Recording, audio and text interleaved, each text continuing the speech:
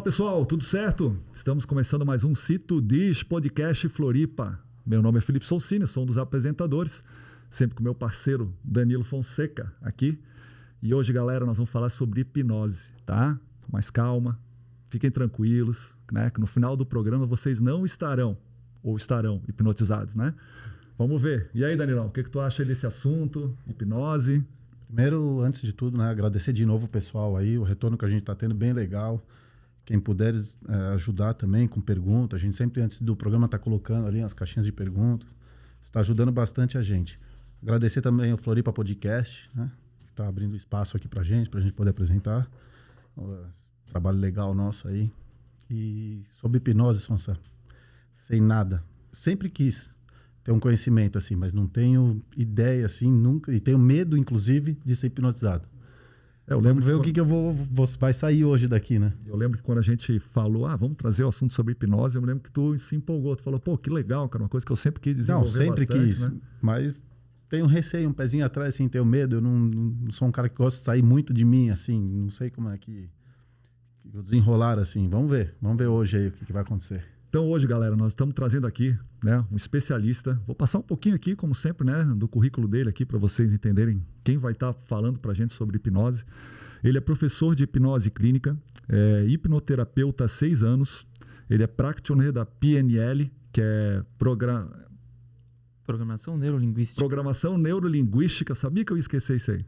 E ele tem certificado internacional em hipnoterapia clínica. Ele tem formação internacional pela International Mind Training Academy e tem mais de 3.000 atendimentos. Tá? Seja muito bem-vindo ao nosso programa, Robson Grosselli. Isso aí, muito obrigado aí, pessoal, por ter essa oportunidade legal de colocar hipnose. E hoje eu vou tentar passar para vocês que tudo que eu conheço de hipnose e mostrar que a hipnose é algo bem legal, algo bem bacana, que todo mundo devia conhecer, na verdade, né? Que a hipnose é fantástica, é algo incrível mesmo. Robson, então a gente sempre começa assim, cara, fala um pouquinho, né, de como é que a hipnose entrou na tua vida, né? Em que momento, no decorrer da vida, tu começou a sentir, pô, cara, que assunto legal, que coisa legal, quero me especializar nisso aí, enfim, quero trabalhar com hipnose, de que maneira tu viu que tu conseguia ajudar as pessoas, né? Dessa maneira, assim, cara.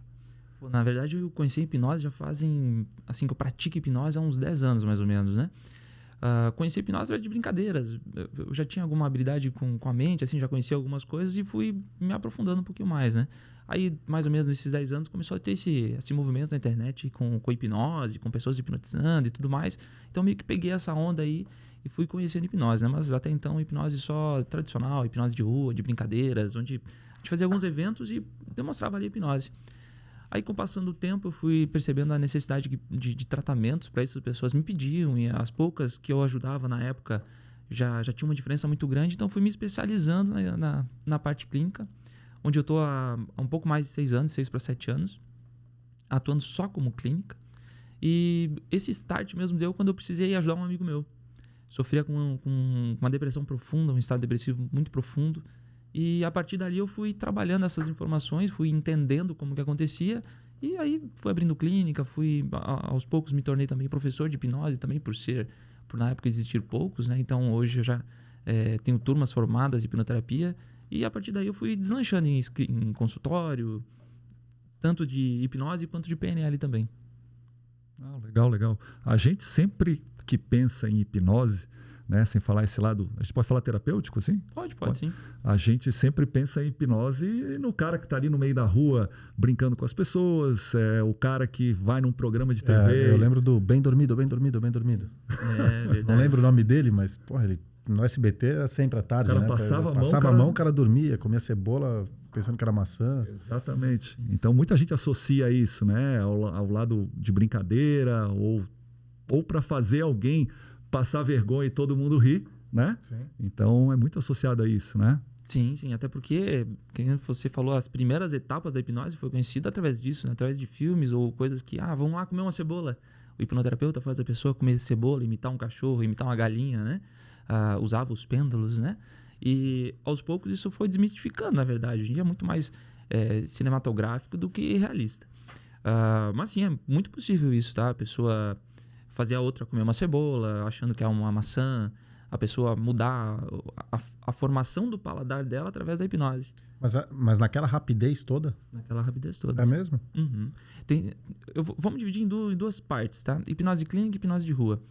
A hipnose clínica, a gente consegue chegar num estado positivo para fazer alguns efeitos em 2 ou 3 minutos. Então, dependendo da pessoa, vai em estado mega profundo rapidinho. Um estalar de dedo, de fato, né? Que a gente vê os estalar de dedo. Funciona e é muito rápido. E a pessoa consegue fazer o que quiser. Desde que tenha a permissão da pessoa, seja ela queira fazer os processos, cara, acontece em uma velocidade incrível. Assim, é um mundo totalmente novo e a pessoa desbrava ele à vontade, assim. Mas como você identifica que a pessoa é uma pessoa fácil de se hipnotizar ou uma pessoa difícil? Não sei se esse é o termo certo para falar, mas uma pessoa difícil de se hipnotizar. Sim. A gente consegue... É um pouco de feeling, né? A gente tem que ter um pouquinho de conhecimento de pessoas para entender quais são as pessoas mais fáceis, vamos dizer assim, que são mais suscetíveis à hipnose, né? Eu hoje consigo, olhando para a pessoa assim, em poucos momentos eu já consigo identificar se a pessoa tem facilidade ou dificuldade, né? Mas tem, por exemplo, desde movimento ocular, a pessoa que... Você já viu aquelas mulheres quando piscam só a metade do olho? Sim. Que ficam um pouquinho da esclera aberta? Isso é um sinal de pessoas que têm uma suscetibilidade um pouquinho maior para a hipnose. São alguns efeitos físicos que a gente consegue, fisiológicos, que a gente consegue identificar e através disso a gente consegue aí selecionar as pessoas, por exemplo, uma festinha para poder fazer a hipnose. Legal. Apesar que hoje em dia, com aqueles cílios dela, quase todas estão piscando até a metade, né? E é legal, porque com esse tempo todo que tu está trabalhando, desenvolvendo, para qualquer coisa, qualquer profissão, a gente começa a ter a sensibilidade. Então, às vezes tu tá ali, tu vê quem são as pessoas que, como o Danilo falou, estão mais propensas a quererem ser hipnotizadas, quem são aqueles que são mais céticos e tu já vê que se tu chamar, o cara vai ficar brigando, né? Para poder estar entrando, não sei o que vocês falam, em transe, enfim, né? Porque depende muito do paciente, né? Sim, depende muito da pessoa. Se a pessoa quiser mesmo entrar em estado de transe, segundos. Tem técnicas, né, que a gente utiliza que leva a pessoa em segundos, num estado bem profundo. Então, se a pessoa está à vontade, se a pessoa tem a curiosidade, que é uma curiosidade bacana, que eu acho que é legal, em minutos, segundos, a pessoa já consegue entrar num transe bem profundo e consegue ter efeitos bem interessantes mesmo com a hipnose. Né? Isso de hipnose de rua, né? Sim. Na hipnose clínica é um pouquinho diferente. A hipnose de rua, ela depende muito da vontade da pessoa de participar. Vamos colocar assim, eu quero fazer um efeito em você de colar você na cadeira e você não levanta mais. Eu preciso primeiro que a sua mente aceite isso como uma brincadeira e a partir do momento que ela aceitou uma como brincadeira, as demais vão todas funcionar. E a gente vai evoluindo. Então a gente começa com uma brincadeirinha pequenininha e vai crescendo os efeitos, até a pessoa perder voz, sei lá, ter alucinação, fazer coisas que são mais divertidas, mais engraçadas, né? E na hipnose clínica, ou seja, dentro do consultório, funciona um pouco diferente. A pessoa não precisa necessariamente ter vontade de participar. Sim, vamos colocar um aspas, né? Ela precisa apenas estar disposta a participar do processo de terapia. Sim. E participando disso, tem formas de a gente induzir a pessoa, a gente chama de induções, né? Induções que demoram ali 10 minutos. Porque a gente tem que estar num estado específico para falar com aquela pessoa, com aquele subconsciente, vamos assim dizer, né? Então, é possível usar a hipnose de rua na clínica? Assim, os formatos? Mas não é tão eficiente. Hipnose de rua e hipnose rápida. Efeitos que duram 5 minutos. E eu preciso estar alimentando eles. A hipnose clínica, não. A gente faz uma sessão hoje de 1 hora, a tua vida inteira vai ser embasada por aquilo ali. Então, a gente consegue mudar padrões tão rápido quanto na hipnose de rua, só que com metodologias, com formatos diferentes. Isso que é legal na hipnose clínica, né? Diferente da hipnose de rua, que ela é divertida. A hipnose clínica é algo mais voltado para o lado sério. Sim. Hoje eu estava conversando com um amigo meu que ele foi e ele fez eu não sei se pode falar assim, hipnose de regressão. Pode ser. Pode ser? Uhum. Porque ele não entra em elevador. Uhum. Tem desespero de elevador. E daí ele foi entender por que ele não entrou no elevador. E ele fez a hipnose de regressão. Aí ele descobriu que no passado... Bom, é a história dele. Mas tem muita gente que faz isso daí, principalmente regressão? Sim. A regressão, ela existe dentro da hipnose. Vamos assim dizer, né? A hipnose em si, ela não é regressão, mas a regressão é uma técnica que a gente consegue dentro da hipnose e também dentro de outras técnicas abordar ela, né? Mas sim, esse caso que você falou é muito frequente lá na clínica. Pessoas com traumas, elevador, carro... eu já peguei barata, passarinho, ruga, rato. que mais tu pega é a pessoa com trauma de rato. E isso perdura lá da infância de 10, 12 anos e a pessoa vai reclamar quando tem 50, 60. Muitas vezes, às vezes, nem sabe, né, o porquê dos traumas, né? Essa é a parte que tu é especialista, que é a hipnoterapia, é isso? Isso mesmo, isso mesmo. Que é o tipo de hipnose que trabalha justamente isso, traumas ou distúrbios, não sei se são distúrbios, enfim. Sim, pode ser considerado distúrbios mesmo. Então, dentro desses traumas, que a hipnose consegue agir. Porque a gente consegue voltar lá onde aconteceu o trauma, onde a origem do problema, pega aquela informação, ressignifica ela e traz ela para a realidade de uma maneira diferente. É como você assistir um filme, analisar o filme. Pô, tu assisti de novo, caramba, eu tive uma nova percepção desse filme.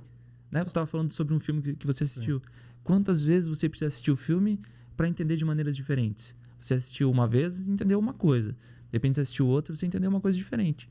Então, a hipnose ela consegue fazer esse efeito. Então, pegar ali o trauma do cara que teve algum problema com o elevador, pega o trauma dele, entende como aconteceu, ressignifica, muda aquela memória, muda aquele sentimento que estava lá ancorado e traz o cara de volta. Traz o cara de volta, ele vai andar de elevador sem aquele trauma. Então, a gente encurta o caminho. Ele falou que, no caso dele, né, que ele consegue hoje andar de elevador, ainda com certo medo, assim, mas ele encara, porque antes ele nem encarava o elevador. E ele foi lá atrás e ele descobriu o porquê que ele tinha medo de elevador. Que os caras faziam uma brincadeira quando estavam dentro do elevador, de pular e tal, e ele era pequeno, você achava que ia cair. Enfim, ajudou bastante ele. Bem legal, assim. E vidas passadas também? Vidas passadas, um assunto bem legal. Porque o que acontece? Vidas passadas depende muito da crença. Então, por exemplo, os pacientes chegam lá para mim lá e perguntam, eu quero fazer regressão. Tá, mas pra quê, né? Eu quero descobrir quem eu fui na minha 10ª vida para trás. Tá, vamos lá, você acredita nisso? Acredito. Então, beleza, então a gente consegue chegar. Não acredito nisso. Bom, então como é que você quer chegar se você mesmo não acredita nisso? Eu quero ver. Olha, eu sou um GPS, eu te levo para lugares que já existem dentro da sua mente. Sim. Se esse lugar não existe, não está alocado em lugar nenhum, então não tem como a gente chegar até lá. Mas, cara, eu já tive alguns casos bem interessantes de regressão, que as pessoas foram a vidas passadas e a gente escuta algumas coisas bem interessantes. Eu imagino. Eu não julgo se é real ou não. Sim. Não cabe a mim fazer isso. Mas o que eu já escutei, muitas coisas legais, eu já escutei. A gente vê, eu, por exemplo, acredito no espiritismo, né? E no espiritismo a gente vê que muitas vezes assim as famílias em si são pessoas que estão novamente vivendo juntas, né, para ter que passar por experiências, às vezes pessoas que em outras vidas não se deram tão bem, estão vindo para cá para aprender a conviver, poder ter. Então é como tu falou, né, cara? Às vezes se o cara, por exemplo, é um cara espírita e vai lá, já tem uma tendência melhor, acredito, a estar conseguindo buscar isso, porque já vai acreditando no processo, já vai acreditando que existe outras vidas além dessa, né? Diferente, às vezes, é alguém que acredita... Sim, mas deve ser uma loucura, né? Que ele falou, as coisas que ele deve escutar, assim, porra, legal, né? Porque aquilo lá tá na memória da pessoa, né? Tem que estar na memória da pessoa. Tem que estar. De alguma maneira, seja... Vamos dizer que nem todo mundo regride de fato para uma vida passada. Vamos entender dessa maneira para simplificar. De qualquer maneira, aquilo está alojado na cabeça dela. Um caso que faz alguns anos que eu tratei, que eu acho bem interessante, que houve a regressão, e foi regressão espontânea, ou seja, que eu não causei, mas a pessoa entrou em regressão. Isso acontece. A pessoa tinha uma dor nas costas muito forte. E ela dizia assim, olha, eu acho que essa dor nas costas foi de uma facada que eu levei lá na minha não sei quantas vidas lá. Sim. Bom, pra mim, se ela sabe que a dor dela tá lá, não faz sentido eu fazer outra coisa sem ir lá e entender aquilo e mudar, né? E dito e feito. A mulher foi até lá, regrediu, acessou aquela vida, entendeu o que aconteceu, desviou da facada e pronto, não tem mais dor. Meu Deus do céu. Aí a gente entra naquele aspecto que você falou. É um pouco de crença? Depende, pode ser. Mas funciona. Né? No caso dela, foi algo que resolveu o problema dela e uma dor física.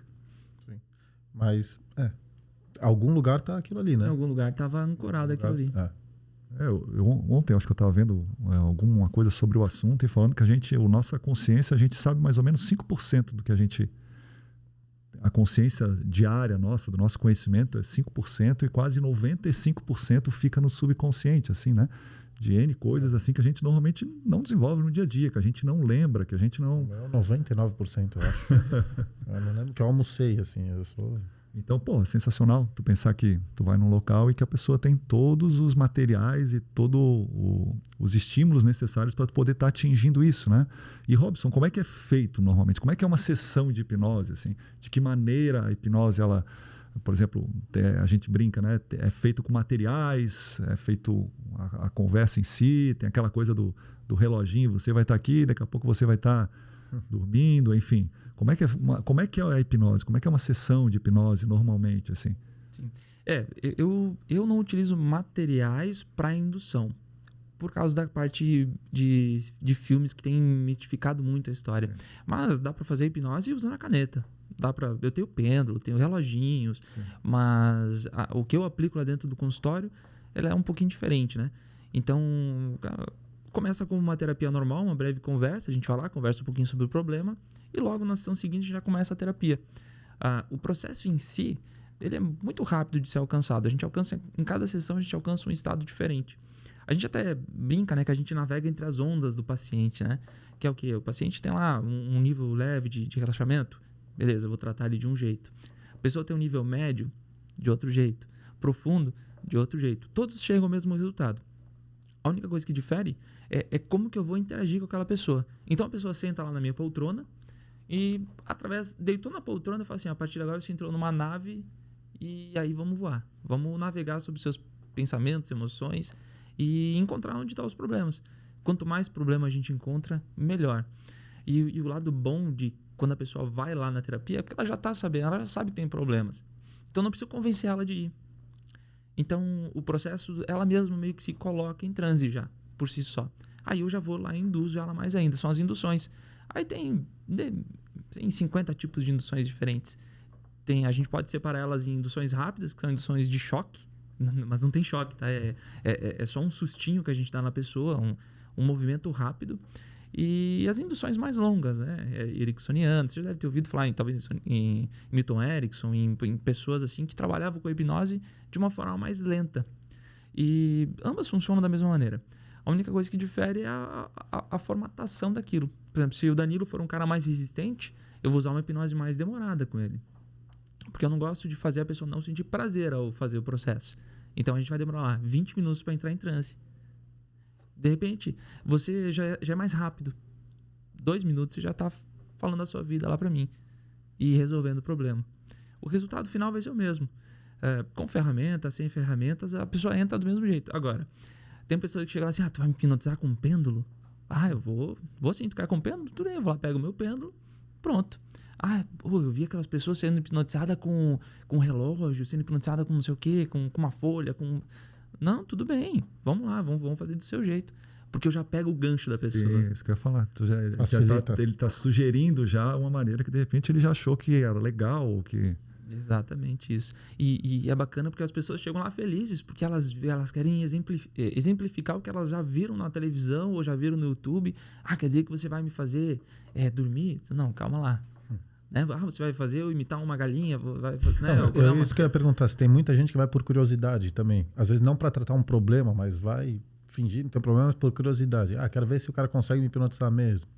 Sim, acontece. Na verdade, já aconteceu muito mais.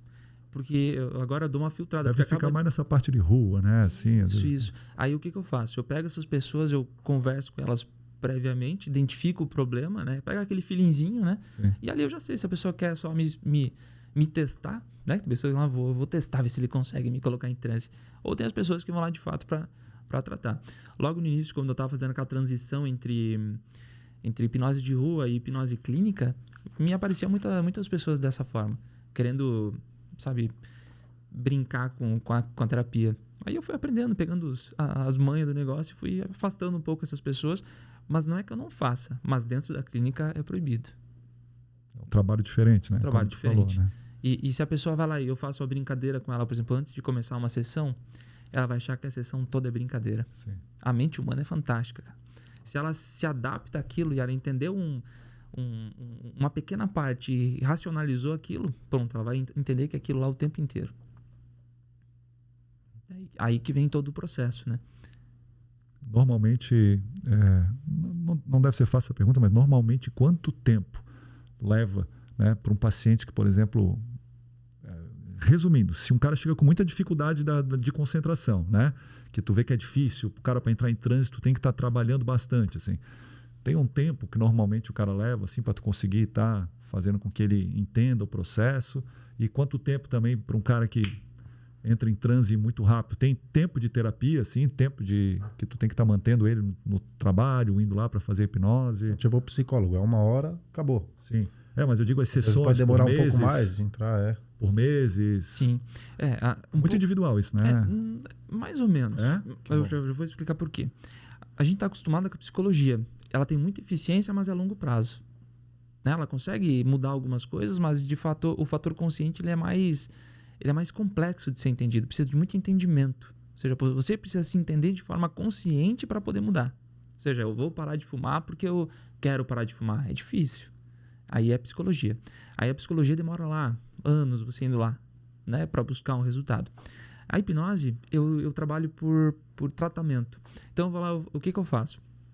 Conversei com você, fiz toda uma anamnese lá, uma análise do teu processo. Os processos duram lá de 5 a 10 sessões, por exemplo. Ou seja, é um tratamento muito rápido. As pessoas vão lá 1 vez por semana, 5 semanas. Nessas 5 semanas, aí rola uma coisa que eu não pratico, que algumas terapias praticam, que é o aprisionamento do paciente. O legal da hipnose é que ela não tem isso. Ela não liga o paciente ao profissional, ao terapeuta. Então, quanto mais a pessoa vai chegar num ponto que ela não vai mais ter o que tratar. Sim. Então, eu pego, por exemplo, você falou, né, de um mais resistente ou menos resistente. Isso, o tempo da terapia em si não vai mudar muito. Vamos colocar aqui, o mínimo que eu faço é 5 e o máximo é 10. Não importa qual seja a pessoa. Porque aí vai do meu esforço. Eu tenho que projetar aquilo para que funcione naquele período, para que a pessoa não se vincule a mim.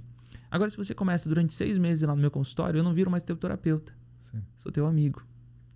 Né? Eu vou lá no Robson para desabafar. Não é esse o objetivo. Você vai lá na clínica para mudar. Entrou da porta para dentro, é mudança. É processo que acontece. Podemos virar amigos depois. Sim. Mas depois que você já estiver bem. Então, a tua felicidade é justamente quantidade menores de sessões e que tu consiga estar resolvendo e, enfim, ajudando a pessoa o quanto antes, assim, né? Exatamente isso. E nós falamos muito do começo. Tu já teve dificuldade para alguém sair do estado de hipnose? Então, esse é o medo de todo mundo, né? Eu até anotei aqui um dos mitos da hipnose, né? O principal medo. Se eu ficar preso na hipnose. Não, e é uma pergunta legal, porque é um medo que todo mundo tem.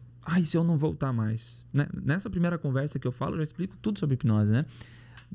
A minha pergunta é uma retórica. Eu volto a perguntar, e para onde é que você acha que você vai? Daí a pessoa me diz, eu acho que eu vou dormir, eu vou ficar inconsciente, eu vou, sei lá, vou viajar, uma viagem astral. Não, calma lá, você vai estar sempre consciente. A hipnose, apesar de a gente falar muito em inconsciente e subconsciente, ela é muito consciente. O único fator que a gente muda é o fator crítico. Sabe, esse fator que decide, por exemplo, vocês dois escolheram a cor preta para o uniforme. Vocês estabeleceram um fator crítico ali, olha, não podemos usar cor diferente dessa. Não é? O que a gente faz? A gente abaixa esse fator crítico e diz, caramba, ao invés de preto, sabe por que a gente não usa verde? Por que a gente não usa azul? A gente rebaixou o fator crítico. E isso, no ramo da terapia, abre portas para a pessoa poder mudar o que já está gravado na consciência dela. E aí a gente pega lá no inconsciente, no subconsciente e altera o padrão.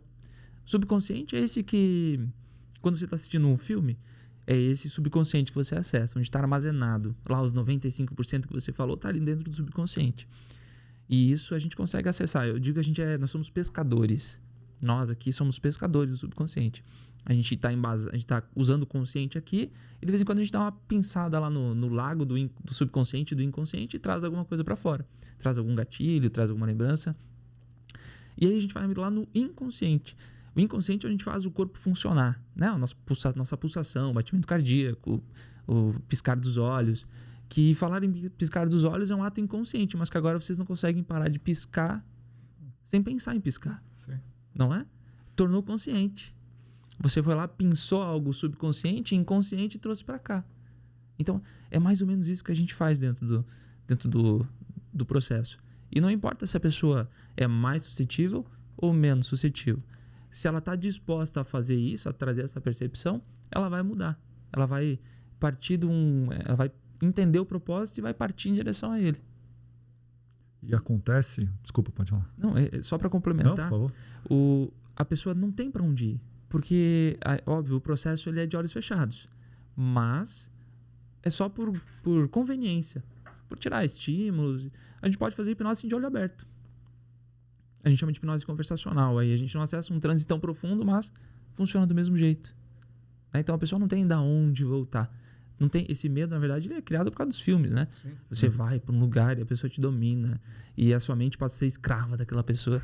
Mas não é assim que funciona. É algo bem, bem diferente, inclusive. Um dos outros mitos aqui é justamente se a pessoa dorme toda vez que é hipnotizada. Acabaste de falar que não, né? E aí que eu anotei aqui também, a pessoa pode acordar outra pessoa. Já aconteceu de repente o cara vai fazer uma regressão, volta lá que nem tu falou, né? E aí quando o cara acorda, o cara vê alguma situação que aconteceu, isso, aquilo e... Porra, sei lá. Mudou o arquétipo dele. Mudou o arquétipo do cara. O cara incorpora uma outra pessoa e de repente ele visualizou ou aquele trauma que ele tinha fez com que fosse resolvido e, cara, e às vezes o cara já acordou, tu já sente na hora assim, né? Caramba, o cara já tá numa pegada diferente. Atitude assim, diferente. Então, isso pode acontecer. Tá? Por que eu digo que a regressão está dentro da hipnose e não é todo profissional que pode fazer regressão? Porque a regressão ela mexe muito com o ego, ela mexe muito com a percepção e também com a imaginação. Então vamos colocar o seguinte, vamos colocar aqueles dois casos que a gente conversou antes da regressão. O cara que é real, que regrediu a vidas passadas e o cara que tem uma memória criada referente a vidas passadas. Digamos que a pessoa vai lá e regrediu. Danilão foi lá e regrediu, foi lá 1800 e bolinha. Aí descobriu que tropeçou numa formiga e matou a formiga. Né? Vamos usar um exemplo bem... Matou a formiga. Danilo volta pra cá, eu emerjo o Danilo. Pronto, Danilo agora ficou com dó das formigas. Aí a gente está usando um caso muito simples. Mas vamos colocar que fulano, você viu alguém matar alguém. E esse alguém é parecido com um amigo seu. Aí o que você vai pensar do seu amigo? Meu amigo matou uma pessoa na vida passada dele. Sim. Então altera um pouco a percepção e começa a aguçar a imaginação. Por isso que a regressão, eu só aplico ela dentro do consultório em casos muito específicos onde a pessoa sabe exatamente onde cair. Porque ela pode esbarrar em qualquer coisa. E nem qualquer coisa é real. Então, boa também, né? E coisas boas também. Já peguei pessoas que estavam no meio de um culto satânico. Meu Deus. Voltando. Sabe? Então, tipo, tu tem que ter malhadade para saber controlar tudo isso, contornar tudo isso. E outra, tu falou, tu é um GPS, né? Então, dependendo da situação, de como a conversa tá indo, às vezes quando tu falou, tá num culto satânico, de alguma maneira tu tenta fazer, amigo, tá vendo a porta ali, ó, sai pela porta aí do culto e vambora, né? Porque, cara, pode migrar de uma maneira ou outra, como ele falou, às vezes sai mal, né? E acontece às vezes do cara chegar, Robson, com um problema e acabar tu tentando regredir e ele achar um outro problema ou que... Desculpa. Não sei se tu entendeu a pergunta. Sim. De o cara chegar lá com um trauma e ele voltar não no ponto que tu queria e de repente ele piora ou ele traumatiza com uma outra coisa que ele viu ali e, enfim, é uma coisa que já aconteceu assim e aí tu também vai trabalhando para resolver esse outro problema. Não sei se ficou claro. Sim, acontece inclusive, tá? E justamente esse é um dos problemas da regressão. Ela é mega positiva, ela resolve muito problema, tá? Mas ela exige um certo cuidado, ela não pode ser feita por qualquer pessoa, ela tem que ter alguns cuidados, né? Digamos que a pessoa acessa um novo trauma. Na verdade, o trauma não vai ser tão novo, já existia a predisposição dele. Então, de qualquer forma, nós íamos esbarrar naquilo. De qualquer forma. Seja na regressão ou através de outras técnicas que a gente pode utilizar. Se esbarra, a gente tem que trabalhar com aquilo. Não pode trazer a pessoa para fora sem corrigir aquilo. Então, essa pessoa do culto aí, por exemplo, ela não sabia que ela participava de um culto satânico. Então, eu tive que fazer um tratamento para isso. Jesus. Mas não é tratamento demorado, são coisas de... Se eu consigo reverter a história ali, é segundos, minutos que a pessoa sente, entendeu? Sim. Mas não passa disso. Tem pessoas que são exploratórias, elas vão explorando a vida toda delas. Falam, quero resolver um problema com minha mãe. A pessoa vai lá, 1700 e bolinha, e diz, eu tô dentro de um navio. E onde é que você vê sua mãe? Minha mãe não tá aqui. O que está acontecendo? Eu tô no meio de uma batalha. Pronto, já mudou totalmente o foco da mãe dela. A hipnose a regressão ela é muito exploratória. Então, nem sempre, se você não tem um foco no teu problema, no teu objetivo, nem sempre tu acessa ele de primeira. Então, você tem que ir navegando, né? Então, tá bom, acha a porta lá e vamos sair do barco. Vamos colocar esse barco em um porto e vamos descer. E aí vai indo, né? A gente vai ter que trabalhar com essa informação dali para frente. E a hipnose, voltando um pouquinho aí na história, vamos colocar assim, antigamente era ela... E lá vai bolinhas, assim. A gente via o que era? Bruxos, feiticeiros. Na época, eu até li alguma coisa, até na época no Egito, né? Foi um dos primeiros locais em que eles começaram a ver nas escritas as coisas do uso da hipnose, né? Então, a hipnose, muitas vezes, ela é associada, pelo menos pra gente, tu vê um filme que é o cara que é o feiticeiro, é o bruxo, sempre, que consegue enfeitiçar o cara, que consegue hipnotizar. Lápis no olho. Isso, aquelas coisas assim, né? Então, tem esse...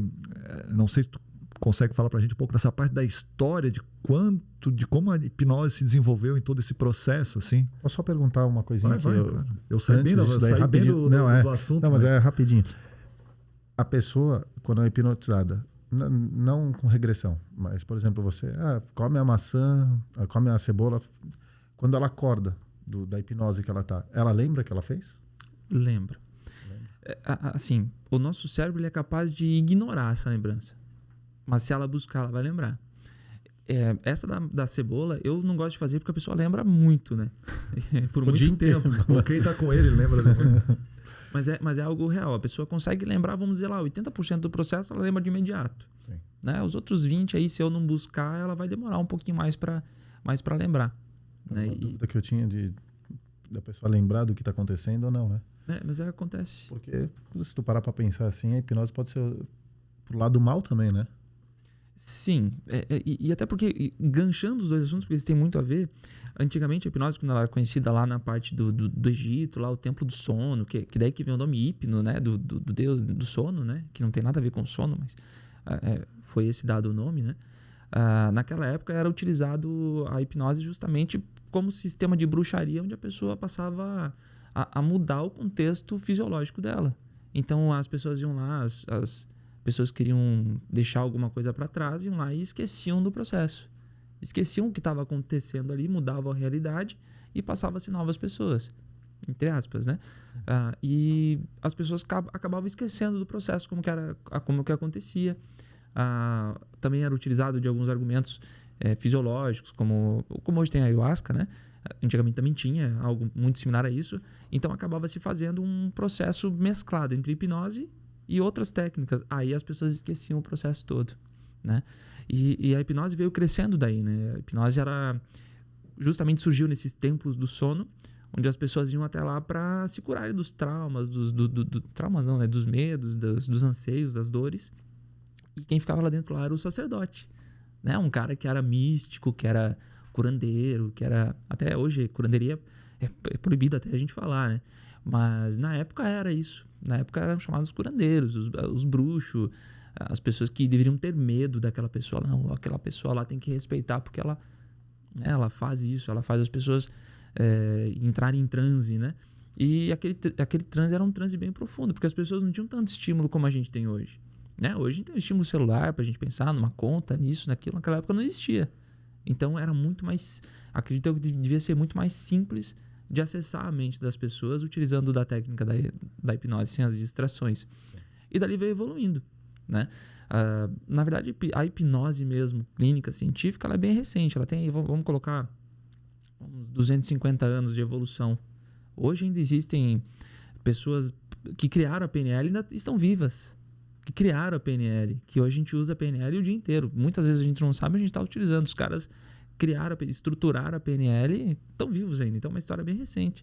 E não muito para trás a gente consegue ver a hipnose também, né? Já científica, sem fazer parte de bruxaria e morte, né? As pessoas que praticavam, né? Então, a partir daí que ela veio evoluindo. E nos últimos, vamos colocar, 35 anos que ela se tornou científica, de fato, né? Concretizou-se um estudo e ela começou a ser aplicada em consultório. Antes era assim, o cara... Era que nem antigamente tinha as benzedeiras, né? Isso. A hipnose era mais ou menos isso. Era um benzedor que ia na casa da pessoa e faz aquilo acontecer, né? Que é muito parecido com as benzedeiras, né? Sim. Vai lá, faz um círculo na dor e a dor começa a sumir. Quanto mais eu aperto essa caneta, mais essa dor some. É um ciclo hipnótico. Até porque antigamente também as pessoas que faziam, tu falou que até o efeito de repente era forte também, porque eles provavelmente faziam esse processo com ervas, com coisas ali que de repente facilitavam a pessoa entrar num outro processo. Hoje em dia não é uma coisa que é utilizada, né? Hoje é uma coisa mais profissional. Mas ele até falou do ayahuasca, né? Até uma pergunta aqui que eu vou daqui a pouco fazer uma dos leitores. Deixa eu aproveitar o gancho. Fala um pouquinho, a gente falou sobre PNL, né?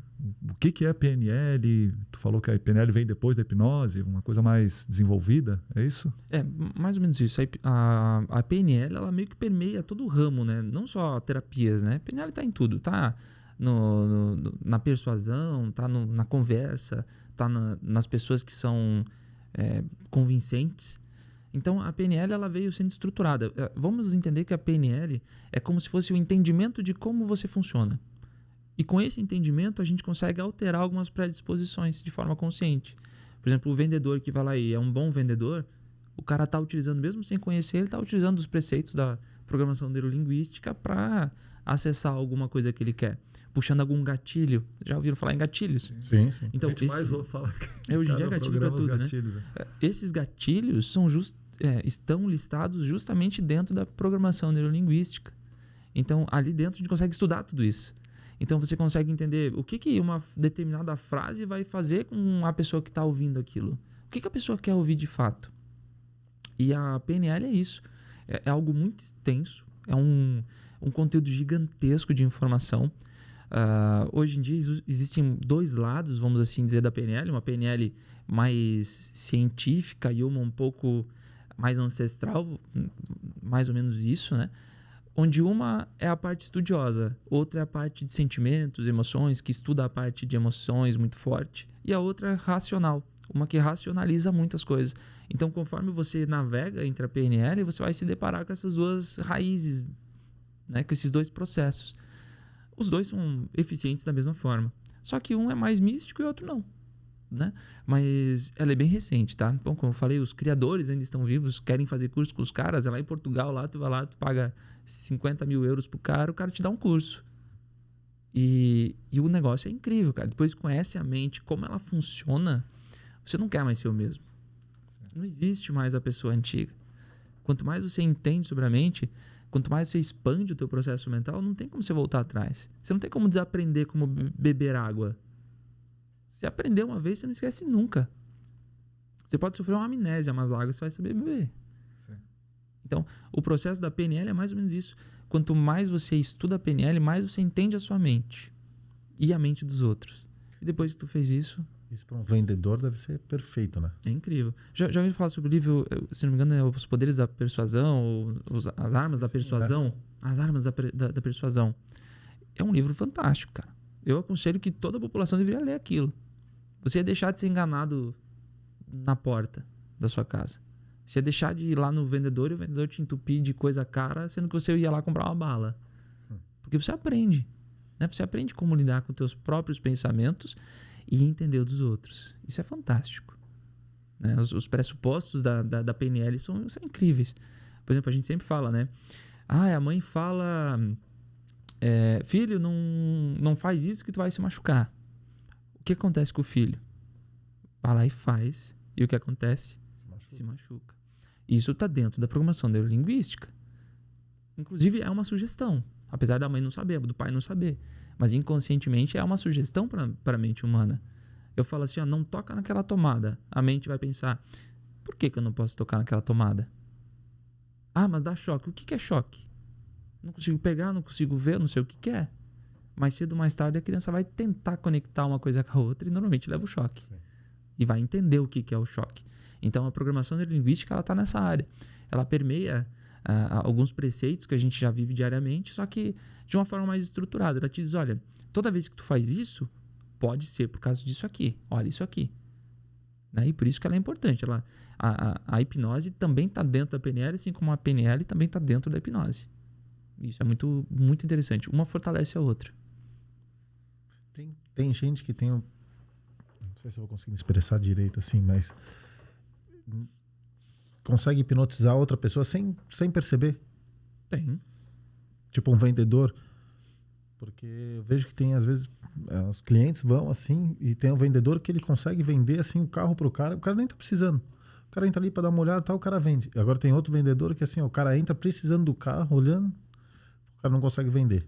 Então parece que a gente até fala, pô, o cara hipnotizou ali o comprador ali, o cara conseguiu levar o carro, porque Sim. parece com uma facilidade muito mais, né, tranquila assim. Sim, sim. É possível, sim. Tanto da parte de quem compra quanto da parte de quem vende. Pois é. Quando você vai numa loja, por exemplo, tu vê vendedores que são lá disparados na frente dos outros. Ah, um vendedor que vendeu 2, 3 vezes mais que o outro vendedor. O cara tem uma inteligência emocional muito forte, um entendimento capaz de colocar à frente algum processo mental. Então, dentro desse conceito, sim, as pessoas podem, sem querer, hipnotizar outras. De forma totalmente automática, sem nem imaginar que isso aconteça. Quer ver um fator bem incrível? Se um de nós três bocejasse aqui dentro, quantos outros bocejariam juntos? Todos. Todos. É um processo hipnótico. Ali aconteceu, não que a pessoa queira hipnotizar, mas o corpo entende como uma situação que ela deve reproduzir o prazer daquilo. Então, conversando aqui, a gente consegue reproduzir os mesmos sistemas. E, através de prazeres, fazer com que as coisas aconteçam. Massa. Então, vamos fazer assim, ó, vamos agora fazer algumas perguntas que os nossos seguidores mandaram lá no Instagram, né? Que a gente consegue ser bem específico em algumas respostas, assim. Uma das primeiras perguntas que nos foi enviada é: a hipnose tira medo do escuro? Tira traumas, fobias. Ela trabalha diretamente em cima disso. É o mesmo caso do elevador, né? É uma fobia, entra como uma fobia. Então, sim, é possível perder medo do escuro através da hipnose, sim, com toda a certeza do mundo. A segunda aí, ó. Lê aí que vai... Tá na segunda, deixa que eu leio aqui que eu ia falar. Possível obter efeitos semelhantes da expansão da consciência, semelhante a... Como é que tu falou? Ayahuasca. O que é o ayahuasca? É um chá. É quase como se fosse um chá que você toma, né? Um composto de ervas que te leva lá uma viagem astral de fato, né? Como uma droga, né? Só que natural. E, assim, é possível ter os mesmos efeitos da ayahuasca desde que a pessoa já tenha tomado ayahuasca. Então a gente pode causar esse efeito. Por exemplo, eu não posso fazer uma pessoa sentir-se bêbada se ela nunca tomou cerveja na vida. A mesma coisa com a ayahuasca. Se a pessoa quiser ter os mesmos efeitos, assim, com a hipnose ela consegue ter os mesmos efeitos, desde que ela já tenha passado por aquilo ou experienciado aquilo de alguma maneira. Os efeitos dessa bebida são fortes mesmo. Assim, são fortíssimos. A única coisa que, assim, até é possível, mas é um pouco mais complexo na hipnose, é a parte onde mexe com a parte fisiológica, né? Toma esse chá e a pessoa passa por um monte de sistema fisiológico também, né? Então, tem pessoas que têm dor de cabeça, tem diarreia, tem um monte de efeito colateral. Sim. E com a hipnose a gente não consegue causar esses efeitos colaterais. Nem gostaria também, né? A pessoa que está no consultório lá vai ter uma diarreia no meio do consultório. Mas o restante dos efeitos é possível, sim, a pessoa trabalhar com aquilo e ter praticamente igual. Mas o objetivo desse chá ou essa erva é... Também medicinal. Mas a hipnose também? A pessoa ali toma isso para... Não seria para, sei lá, como se fosse um efeito de droga? Ou é um efeito de hipnose, assim, da pessoa ver o que estava acontecendo no passado? Desculpa a ignorância, tá? Não. É muito boa a pergunta, até porque tem os dois lados. Por exemplo, se a pessoa ela toma um chá da ayahuasca, ela pode ser... na verdade, ela é mais utilizada como medicinal, né? Como resolução de problemas que estão alojados dentro da mente subconsciente e inconsciente. Se na hipnose, digamos que a pessoa vai fazer um processo, eu não simulo isso, mas se a pessoa, como eu falei, se a crença da pessoa está nisso, eu vou até isso, né? A pessoa sim pode ter os mesmos efeitos mentais que o chá e pode acabar curando algum trauma em ambas as situações, mesmo sem minha intervenção. Digamos que eu só coloco você para ter o mesmo sistema, para reproduzir aquilo. Então a sua mente vai reproduzir da mesma maneira e também vai tratar da mesma maneira. Tem um estado que a gente conhece, que a gente pratica dentro da hipnose, não muito em consultório, mas em casos bem específicos, que é o estado de Dale, que é muito parecido com esse da ayahuasca. Ele coloca a pessoa num transe tão profundo onde a pessoa deixa de ter a percepção física, por exemplo. Então ela fica só dentro da mente. Durante alguns segundos ela perde até a conexão com o hipnoterapeuta. Então a gente chama de negociação. Ela perde a noção consciente. Ela prefere ficar de olhos fechados ao invés de abrir. Mas é tudo ela prefere. Não é eu que induzo ou que quero manter ela daquele jeito. Então a pessoa prefere ficar lá dentro. E ali ela tem um monte de catarse. Que são as catarses que vêm com a ayahuasca também. E essas catarses vêm através de choro, através de lembrança, memórias das mais variadas possíveis, criações emocionais, desejos que foram obscurecidos pela vida da pessoa. Então, naquele momento, a pessoa resgata isso. Então, existem várias vertentes que fazem com que a pessoa tenha o mesmo resultado, que é o tratamento, porém de maneiras diferentes, né? Com sentimentos, com emoções diferentes. A ayahuasca ela é uma erva, ela é fisiológica, dá efeitos fisiológicos. A hipnose ela é uma parte mental, um processo mental que te dá efeitos mentais muito fortes. Então, se juntar as duas é algo bem interessante. Mas pelo pouco que tu explanou aí, a hipnose, o cara tá sempre tendo, como é que se diria, controle dele. E sim, com a ayahuasca, nem sempre ele tem um controle total sobre ele. Exatamente. A ayahuasca você perde total controle. Normalmente as pessoas são indicadas a não fazer isso sozinhas, por exemplo. Né? Tem que ter um guia, tem que ter alguém para acompanhar. Ela pode desenvolver problemas? Por exemplo, alguém que normalmente não tem vícios, não tem nada, e o cara vai ali, toma, leva ela para um estado alucinógeno, né? Tem até um caso do filho de um jornalista, ficou famoso em São Paulo, pelo menos, que o guri se matou depois que começou a... Não sei se é por causa da ayahuasca, mas tem uma religião, né, que prega aí, que eles tomam. E ele fala que foi por causa que o filho dele tomou uma dosagem grande, o filho dele nunca mais voltou a ser o que era e se matou. A ayahuasca é uma droga, né? Sim. É uma droga, funciona muito bem, não é uma droga utilizada como as de hoje, né? Que a gente usa, é uma erva medicinal, sim, né? Sim. Mas sim, eu acho que tudo em excesso, inclusive isso, pode fazer um pouco de mal, sim, imagina. E resgatar... vamos imaginar que não tem ninguém para conduzir, né? Que um dos preceitos da hipnose é a condução. Se você não tem ninguém para te conduzir, você pode ir para qualquer lugar. Então a sua mente vai te levar onde talvez você não gostaria de ir, né? Tenho muitos pacientes que já tomaram, conheço muitas pessoas que já tomaram, ricas, pobres, inteligentes, nem tanto, e sabe, nem todos com sequelas, né? Mas pode existir casos como esse, sim, que a pessoa tem uma sequela, porque é algo fisiológico, né? Sim. É uma droga que você está colocando no seu corpo para ter uma alucinação, né? Que nem aquele chá de cogumelos e aí vai, né? Então, acho que é possível, mas não sei se é 100% dos casos que vai acontecer. Sim. Agora veio uma dúvida aqui, deve ser legal. Já aconteceu alguma situação do cara fazer uma regressão, o cara entrar, e o cara gostar tanto do que ele tá vendo numa vida passada, numa situação assim, que o cara queira voltar, porque tu falou, a partir do momento que tu resolve o problema, o paciente tá liberado, mas o cara tá querendo, aí eu não sei se volta para a pessoa que faz a hipnose, enfim, o cara quer voltar para ficar vivendo aquele momento mais vezes, assim, mesmo já sabendo que aquele problema ele já resolveu, mas, sei lá. Sim. Ele gostou do que ele viu. Gostou do que ele viu, enfim, de estar anos atrás, século passado, e o cara, que legal isso, aquilo, a sensação que ele teve naquele momento e ele querer voltar para fazer mais hipnose por causa disso, assim? Sim, é possível. Até dentro do consultório eu atendo pessoas que gostam tanto do processo que vão lá uma vez por mês, por exemplo. Nem é para tratamento. Vão lá para relaxar, para fazerem processos de diferentes valores ali dentro. Então, dentro desses processos, sim, tem pessoa que vai lá só para fazer regressão. Mas, mais uma vez, aí entra o profissional. Sim. Eu não aplico a regressão em qualquer um. Sim. Não é porque o cara voltou lá e o cara gostou da década de 70 lá que eu vou deixar o cara lá. Mas a gente consegue fazer... Aí que entra a experiência. A pessoa consegue fazer ela ter os mesmos efeitos aqui e agora. Por que não? Se você gosta da sua vida de adolescente, o que você fazia lá que era tão bom? Você pode fazer agora também. E aí a gente consegue transferir. E o que é melhor ainda, a pessoa se dissocia daquilo e pensa assim, caramba, essa é a minha melhor vida. Porque eu tenho as possibilidades de criação que antes eu não tinha.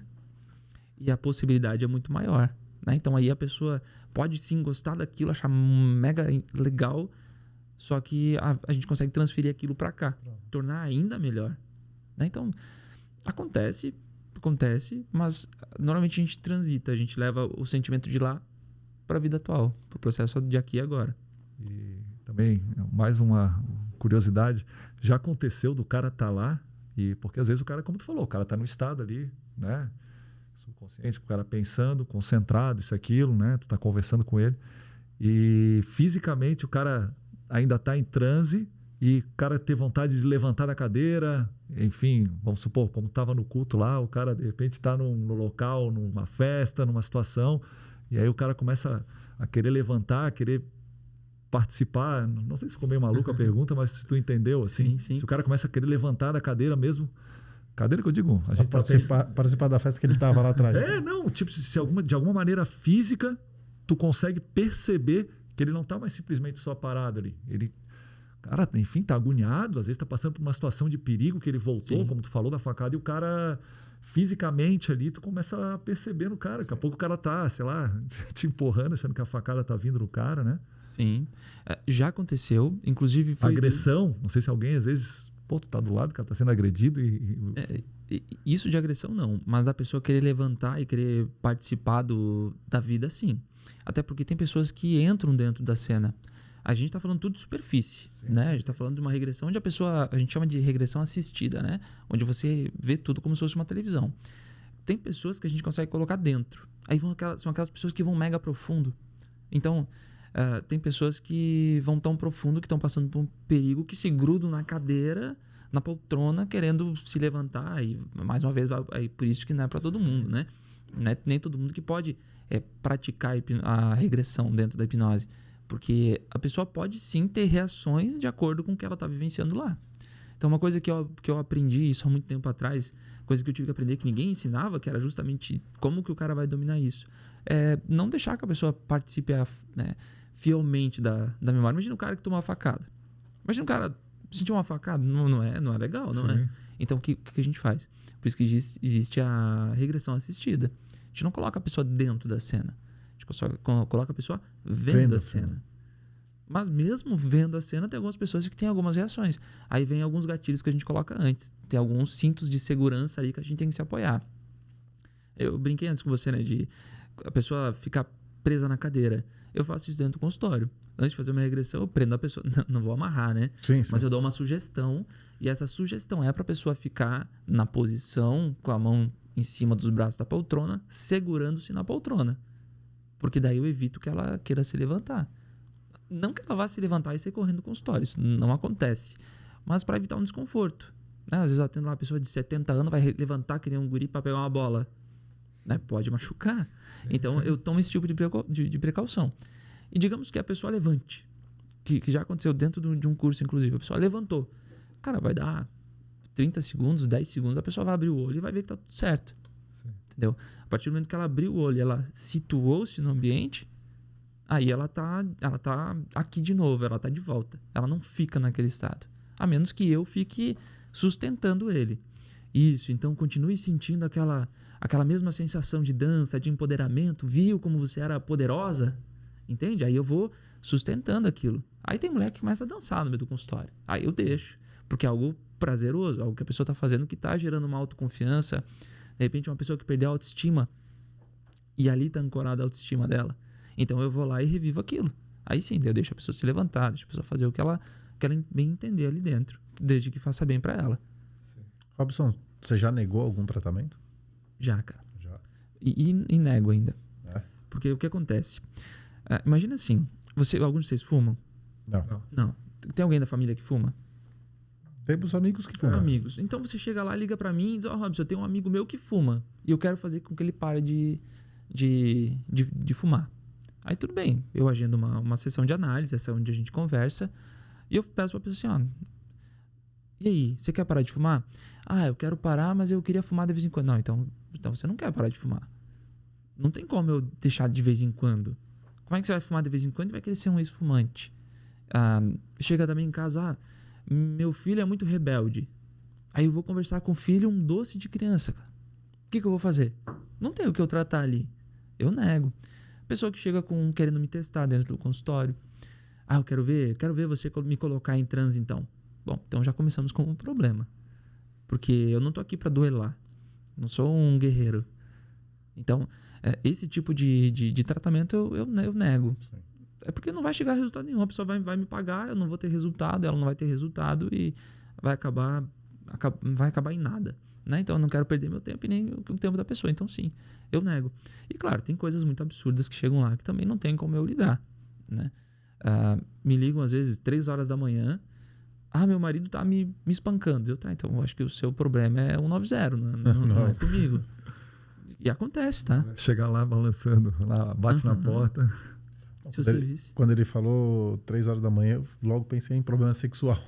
Acontece. Né? Por isso que eu ia te perguntar também, acontece isso? Sim. Dos dois lados, tá? Tanto do homem quanto da mulher. Acontece muito dentro do consultório. E, assim, a maior parte deles é trauma. A maior parte deles é trauma. E trauma dentro da hipnose é que nem brincar com doce, né? A gente consegue virar ele de tudo quanto é lado. Né? A maioria das perguntas que os ouvintes fizeram, só pra gente finalizar aquela parte ali, cara, era isso, a hipnose ajuda com traumas de infância, ajuda com o tratamento da ansiedade, né? Ajuda com medo do escuro. Então, cara, é bem isso que você está falando. Tudo isso daí mas uma coisa que é legal da ansiedade também, que a gente falou bem pouco, mas a ansiedade está permeando todos esses assuntos, cara. A ansiedade, ela permeia desde o cara que está com problema sexual até a mulher que está apanhando lá por algum motivo. Claro, ambos os pesos, né? Mas a ansiedade está permeando a maior parte disso. Às vezes a mulher não quer abandonar o esposo porque tem medo de não conseguir ninguém. Então a pessoa que está sofrendo lá com o elevador, talvez dentro do elevador teve uma crise de ansiedade. Não necessariamente foi um trauma. Ou a pessoa que não consegue conversar com outras pessoas, que é mais tímida, pode ser um pico de ansiedade. Ela fica ansiosa, uma gagueira, por exemplo. Pessoas com gagueira eu lido bastante dentro do consultório, com resultados bons. Vamos dizer que de 50% a 100%. É mesmo? As pessoas deixam de gaguejar, dependendo qual é o motivo. Então, se o seu motivo é a ansiedade, a pessoa não tem mais ansiedade, ela para de gaguejar. A pessoa chega lá com muita enxaqueca. Pode ser ansiedade, pode ser alguma coisa que está causando isso com ela. A pessoa pode navegar sobre várias áreas dentro da ansiedade. A gente generalizou tudo, né? Hoje em dia é tudo ansiedade, né? Isso que eu ia perguntar, porque a ansiedade é meio recente, né? Todo mundo diagnosticar ansiedade. Né? Todo mundo, cara. Todo mundo é ansiedade. Você andou na rua, tropeçou, caiu em alguém ansioso. Né? Eu tenho umas teorias quanto a isso, né? A ansiedade tem alguns estudos, mas não é muito abrangente, porque justamente traduziu-se a ansiedade como muita coisa, né? Existe a ansiedade boa, que é aquela ansiedade que a gente tem diariamente. Eu estava ansioso para vir hoje aqui falar com vocês, porque é algo legal. Isso tornou mais legal. Sim. Né? Você está ansioso quando você vai trabalhar, porque você vai ter um dia legal no seu trabalho. Isso é legal. Isso é um nível de ansiedade aceitável, vamos assim dizer. Que é a ansiedade, propriamente dito, é isso. E também o fato de você estar ansioso para que algo chegue até você, algo que vai acontecer no futuro e você quer agora. Por exemplo, você quer ganhar na Mega Sena, aí você foi lá e apostou. Aí você passa 3 dias deitado olhando pro seu bilhete. Está ansioso pra caramba. Mas e aí, saiu o sorteio e vai sair essa ansiedade. Então não é algo a ser tratado. Você não é ansioso, você está ansioso. Né? A gente tem confunde muito isso, né? Você fala assim, conheci uma pessoa, ela disse que é mega ansiosa. Como ela é? Ela fala calma, ela fala tranquila. Peraí, então talvez ela não seja mega ansiosa, talvez ela esteja ansiosa naquele momento. É que nem um cara quer ver um jogo legal de futebol, tu tá esperando, né, uma viagem para fazer, para ver o Corinthians, que tu gosta, isso e aquilo, o cara fica no estado, ele não é, né? É isso que tu tá querendo falar, né? Isso. Exatamente. E aí lá no consultório as pessoas chegam confundindo isso. Mas tem pessoas que é ansiosa também, né? Sim, aí tem o problema. Aí tem o problema. Aí tem alguns sintomas fisiológicos para demonstrar que a pessoa de fato tem ansiedade. Dentro do consultório tem uma coisa que você me perguntou antes, né? Como que é a sessão? Né? Aos poucos eu estou desbravando isso. Dentro do consultório eu analiso 100% da pessoa. Eu analiso até o que ela está fazendo, mexendo as mãos. Eu notei que ele está sempre com a caneta. Isso mostra que ele está nervoso. Você ele tá super bem hoje. Eu vou te falar que eu tô calmo. Não, mas é um exemplo que eu usei, né? Sim. Então, lá dentro do consultório tem que analisar tudo. O jeito que a pessoa olha, o jeito que a pessoa pisca, o jeito que a pessoa se mexe, se está com a perna cruzada, se não está, se está com a coluna reta, se está com a coluna torta, se a pessoa está confortável na poltrona. Então, tudo isso eu vou analisando. E algumas dessas análises é justamente, vamos dizer que vem da ansiedade. Por exemplo, mexer na caneta, ficar mexendo com os dedos, não saber a posição que vai colocar as mãos, ficar desconfortável. O programa inteiro para não cruzar. É porque no primeiro programa, eu fiz o programa inteiro assim, porque eu tava com frio. Aí, não, o próximo tu não fica. Daí eu, pô, quando a gente tá conversando e o cara, né, o cara quer, porque sim, normalmente tu tá normal, só né? que não é uma situação boa tu tá falando, eu tá com o braço aí, de vez em quando eu venho pra cá eu volto. Os estudiosos falam até que a pessoa quando fica assim é uma pessoa fechada, né? Sim. Uma pessoa que tá fechada pros outros, assim. Sim, por isso que a leitura dentro do consultório é diferente da que a gente tá fazendo agora, né? Claro. Mas lá dentro, muita coisa indica. A pessoa, eu tenho um olhinho mágico lá na porta, eu até brinco com as pessoas, olha, antes de você entrar eu já tô te olhando pra saber como que você é. A pessoa bateu na minha porta lá, uns 5 segundos eu tô olhando para ela, tô vendo a posição dela, tô vendo se ela tá falando no telefone, tô vendo se ela tá, assim, ansiosa para entrar na sala. Aí eu escuto a pessoa falando no telefone alto. Não sei o que, tô falando, né? Animada, agitada. Aí entra no consultório assim. Oi, doutor. Então, tô com muito problema aqui na minha vida. Tô com... Sabe? Então as pessoas mudam. Então eu tenho que ir muito mais além do que eu vejo e escuto. Né? Eu tenho que analisar todo o contexto daquilo. E aí eu identifico os ansiosos, que de fato são ansiosos. Aí, mais uma vez, a gente vai na causa do problema da ansiedade ou nos efeitos dela, né? Que tem as duas vertentes também. Eu não gosto muito de só nos efeitos, mas caso não exista um fator que seja um ponto fixo, a gente trabalha com o que você sente. Então, achando um desses dois, a gente já corrige o problema. Pessoa que tem nível de ansiedade, vamos colocar de 0 a 10, está no 10, a gente já em 1, 2 sessões vai para 7, 6. Né? E isso acaba transitando até por problemas fisiológicos. Pessoa que tem psoríase, vocês já ouviram falar na doença psoríase? É uma doença que ela é autoimune, claro, mas ela é potencializada por ansiedade, por nervosismo, por processos assim. Então, a gente entendendo isso, a gente consegue reduzir os sintomas fisiológicos dela também. Então, a ansiedade, sim, tem um lado bom, positivo, legal, e o lado que é o negativo, que a gente tem que se preocupar muitas vezes, porque é a porta de entrada para coisas piores, né? Como depressão, por exemplo. Uma pessoa que é muito ansiosa começa a deixar de sair com os amigos, por exemplo. Um exemplo, né? Sim. Bem a grosso modo. Logo, ela está sozinha em casa. Logo, ela estando sozinha em casa, ela começa a ter um sentimento de solidão. Horas ela está sozinha em casa. Aí passou, de repente, o aniversário dela e o Danilo não ligou para ela. Aí, puxa, ninguém mais me ama. Aí pronto, aí você já começou a ter a porta de entrada da ansiedade, a ansiedade foi aumentando, foi mudando o processo, foi virando uma depressão, foi virando um estado depressivo. Do estado depressivo, que às vezes a gente pode estar num estado depressivo, mas não ser depressivo. E desse estado depressivo, repetidas vezes, acaba gerando uma depressão profunda. A depressão, ela sempre vem por alguma ocasião? Ou às vezes não? Às vezes não. Às vezes é um estado mental, sabe? Muito estímulo errado pode ocasionar depressão. Vocês lembram antigamente que existiam as pessoas que a gente chamava de emo? Vocês lembram? Sim, que eram pessoas sim. mais caladas, mais quietas. Vestiam de preto. Vestiam de preto, sempre uma cara mais fechada. Isso eu usei só como exemplo para mais ou menos identificar como que a pessoa pode se tornar depressiva apenas usando o estado que ela está. Então, a pessoa que tem um sentimento mais fechado tem mais chances de se tornar uma pessoa depressiva do que uma pessoa que não tem. Não é uma regra, claro, sim, mas as possibilidades são muito maiores. Né? Então, quando a gente observa alguém falando, pô, aquela pessoa está sempre almoçando na empresa sempre sozinha. Não é uma regra, mas sim, pode ser um estado depressivo. Não que ela esteja depressiva, mas é um estado que ela está vivendo ali naquele momento. Né? Então, daí pode variar todo o processo, né? Mudando um pouquinho, tá? Eu anotei até um nome aqui de várias pessoas famosas que usaram a hipnose também para alguns motivos, assim, né? E, por exemplo, a gente estava falando agora, aquela cantora Adele, ela usou a hipnose num momento em que ela sabia que ela ia apresentar o Oscar e ela começou a sofrer de ansiedade. Ela começou a ficar muito preocupada porque ela ficou nervosa. Porque ela já estava visualizando uma situação de ter que falar para o mundo inteiro. Então, ela acabou usando a hipnose para combater isso, a ansiedade, o medo de estar lá. Mas a hipnose também, a gente estava conversando ali antes, cara, ela ajuda muito na parte também esportiva, né? de foco, né? Eu até anotei aqui pessoas que usaram a hipnose. O Ayrton Senna foi um cara que usava demais a hipnose para focar, conseguir se manter focado durante a competição. Tiger Woods, né? O golfista, também concentração. Ele entrava num estado de hipnose durante as partidas, os jogos. Aquele ator, Ashton Kutcher, ele usou a hipnose como uma maneira de conseguir colocar metas na carreira dele, focar no trabalho, enfim. E mais uma outra aqui, tu falou deixar de fumar também.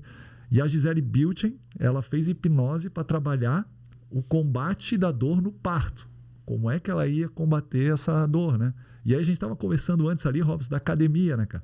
Fala pra gente um pouquinho aí, primeiro disso, assim, de como a hipnose ajuda, né, nessa parte de melhora da parte esportiva, melhora no rendimento, melhora no dia a dia, no trabalho, na parte pessoal toda, né? Porque a gente está falando muito agora só de pessoas que vão com problemas, com distúrbios, e a gente quer tratar. Mas de como a gente consegue potencializar também a hipnose com tudo isso, assim, né? Né? Sim, sim. Eu digo mais. Cara, 100% da população deveria fazer hipnose. 100%. Não importa se é para problema ou para potencialização. Sim.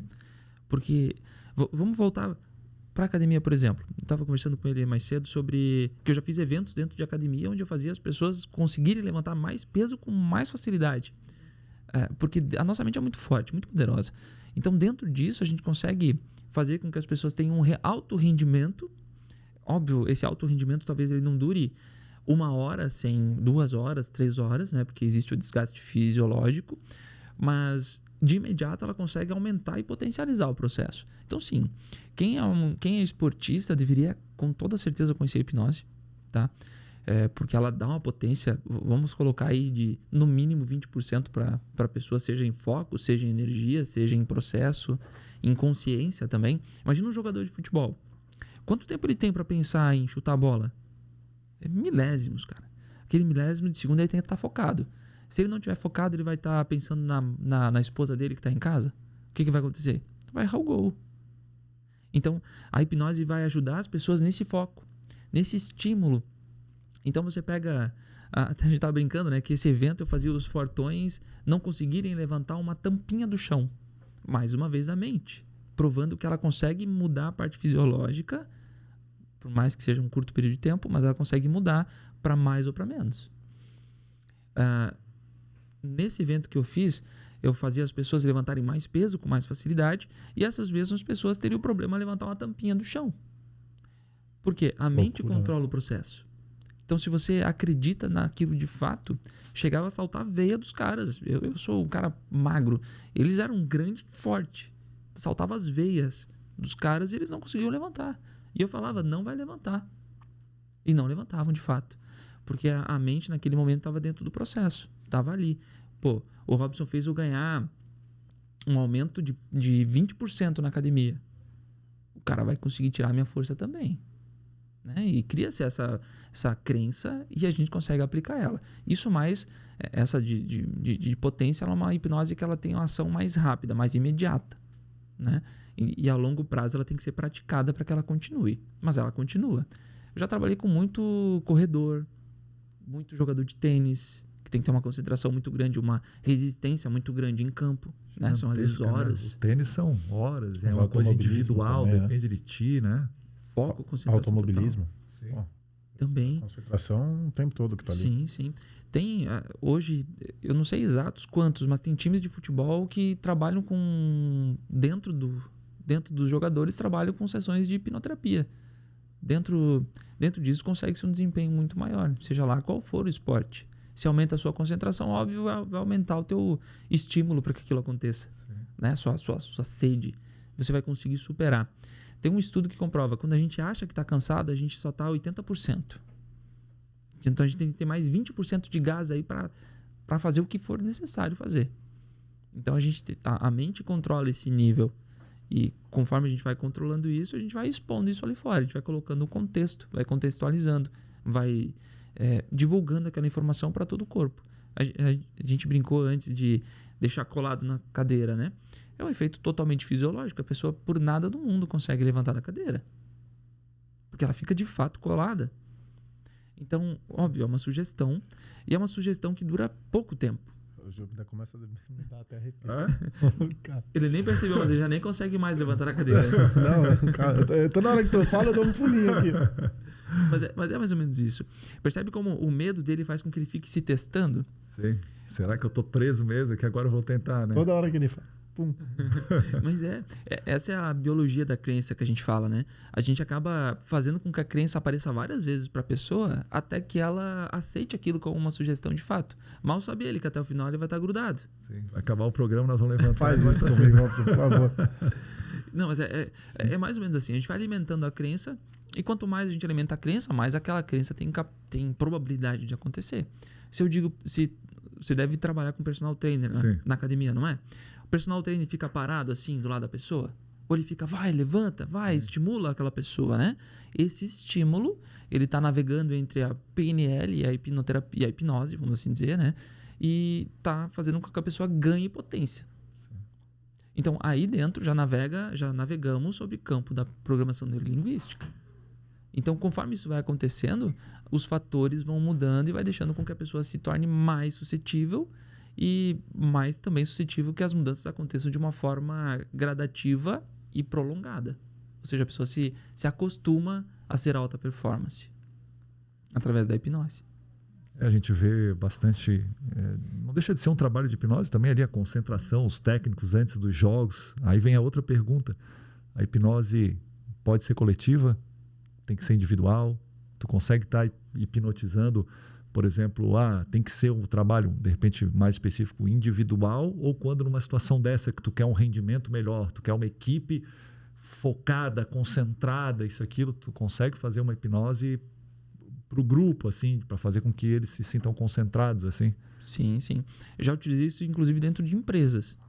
Fazer a equipe toda mudar e se voltar para um resultado. E, cara, a empresa rendeu 35% a mais no mesmo mês. Então, para uma empresa de 20 e poucos funcionários, 35%, meu amigo, é um valor altíssimo. Então, dentro da hipnose, a gente consegue fazer tanto a individual quanto a coletiva. Inclusive, quando eu fazia street hipnose, eu até tinha um show de hipnose cômica, isso há um tempo atrás, e até hoje o meu parceiro ainda continua com o show. A gente fazia hipnose coletiva com 10, 15 pessoas em cima de um palco. Então, mantendo aquela informação, aquelas rotinas, fazendo as pessoas rirem, é claro, né? E com várias pessoas. Dava para ter hipnotizado lá 50, 60 pessoas ao mesmo tempo. Isso acontece...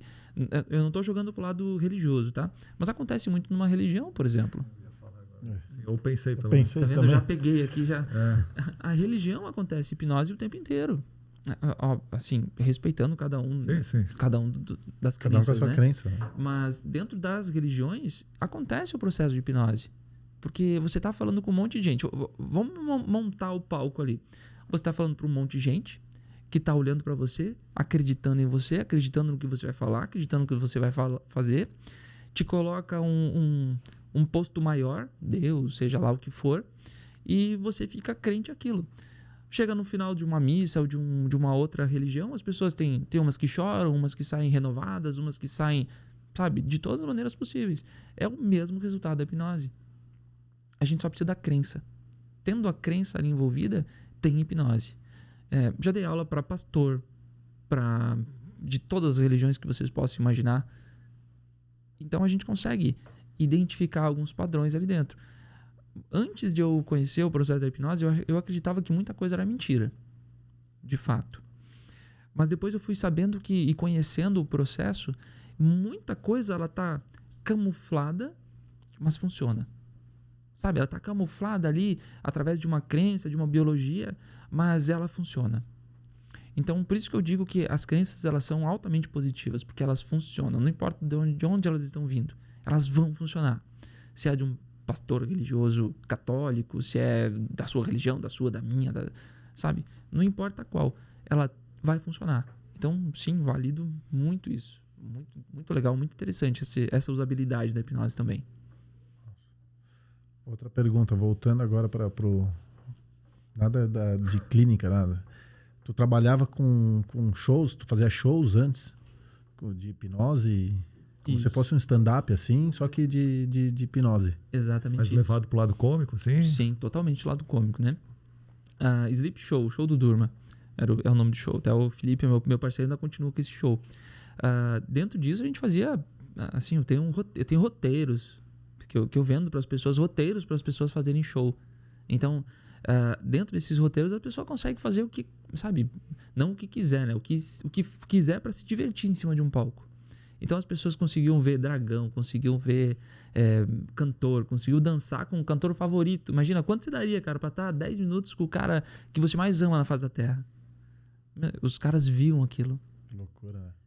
Os relatos deles, assim, ó, eu senti a pele, o calor da pele da pessoa. Então, dentro desses shows, cara, tem efeitos fantásticos. E até porque eu pego uma amostragem, né? Vamos lá, eu já dei show para 500 pessoas. Então, dentro disso, eu ia filtrando essas pessoas. É tudo montagem. Não é não, cara. Porque é tudo real. O que acontece? Eu faço uma filtragem, é claro, né? Sim. Entre vocês dois, se ele é mais suscetível, óbvio, dentro de um palco eu vou utilizar ele, né? Então, eu pegava lá de 60 pessoas que queriam participar do processo. Já de 500 já partiu para 60. 60 eu vou lá, faço alguns efeitos fisiológicos que tem, tipo a mão grudada, perde a voz, dedos colados, mãos magnéticas, e aí vai.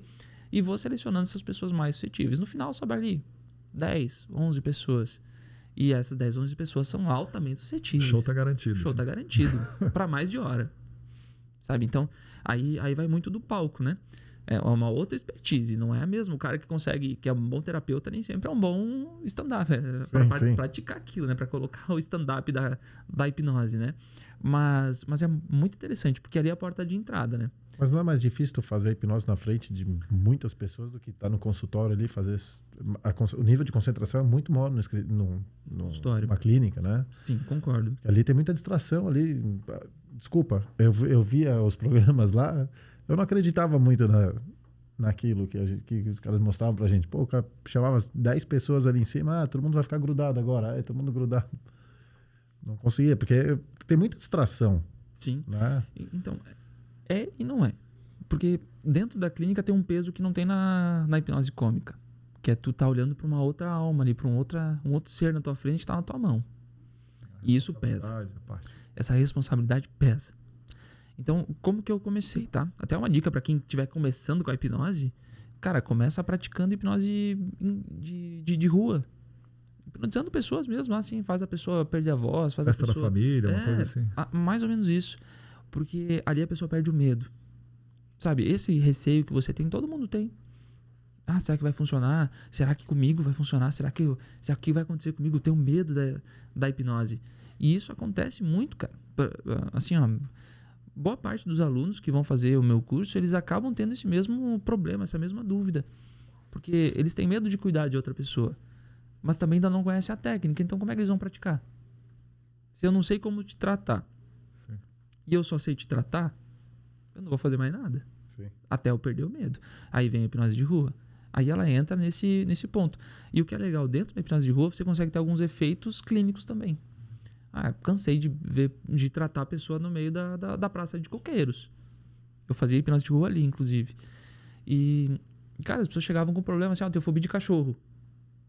Eu tratava ali a pessoa na hora. Fazia umas brincadeiras, via se a pessoa era suscetível. A pessoa sendo suscetível, eu já tratava ela. Por que não?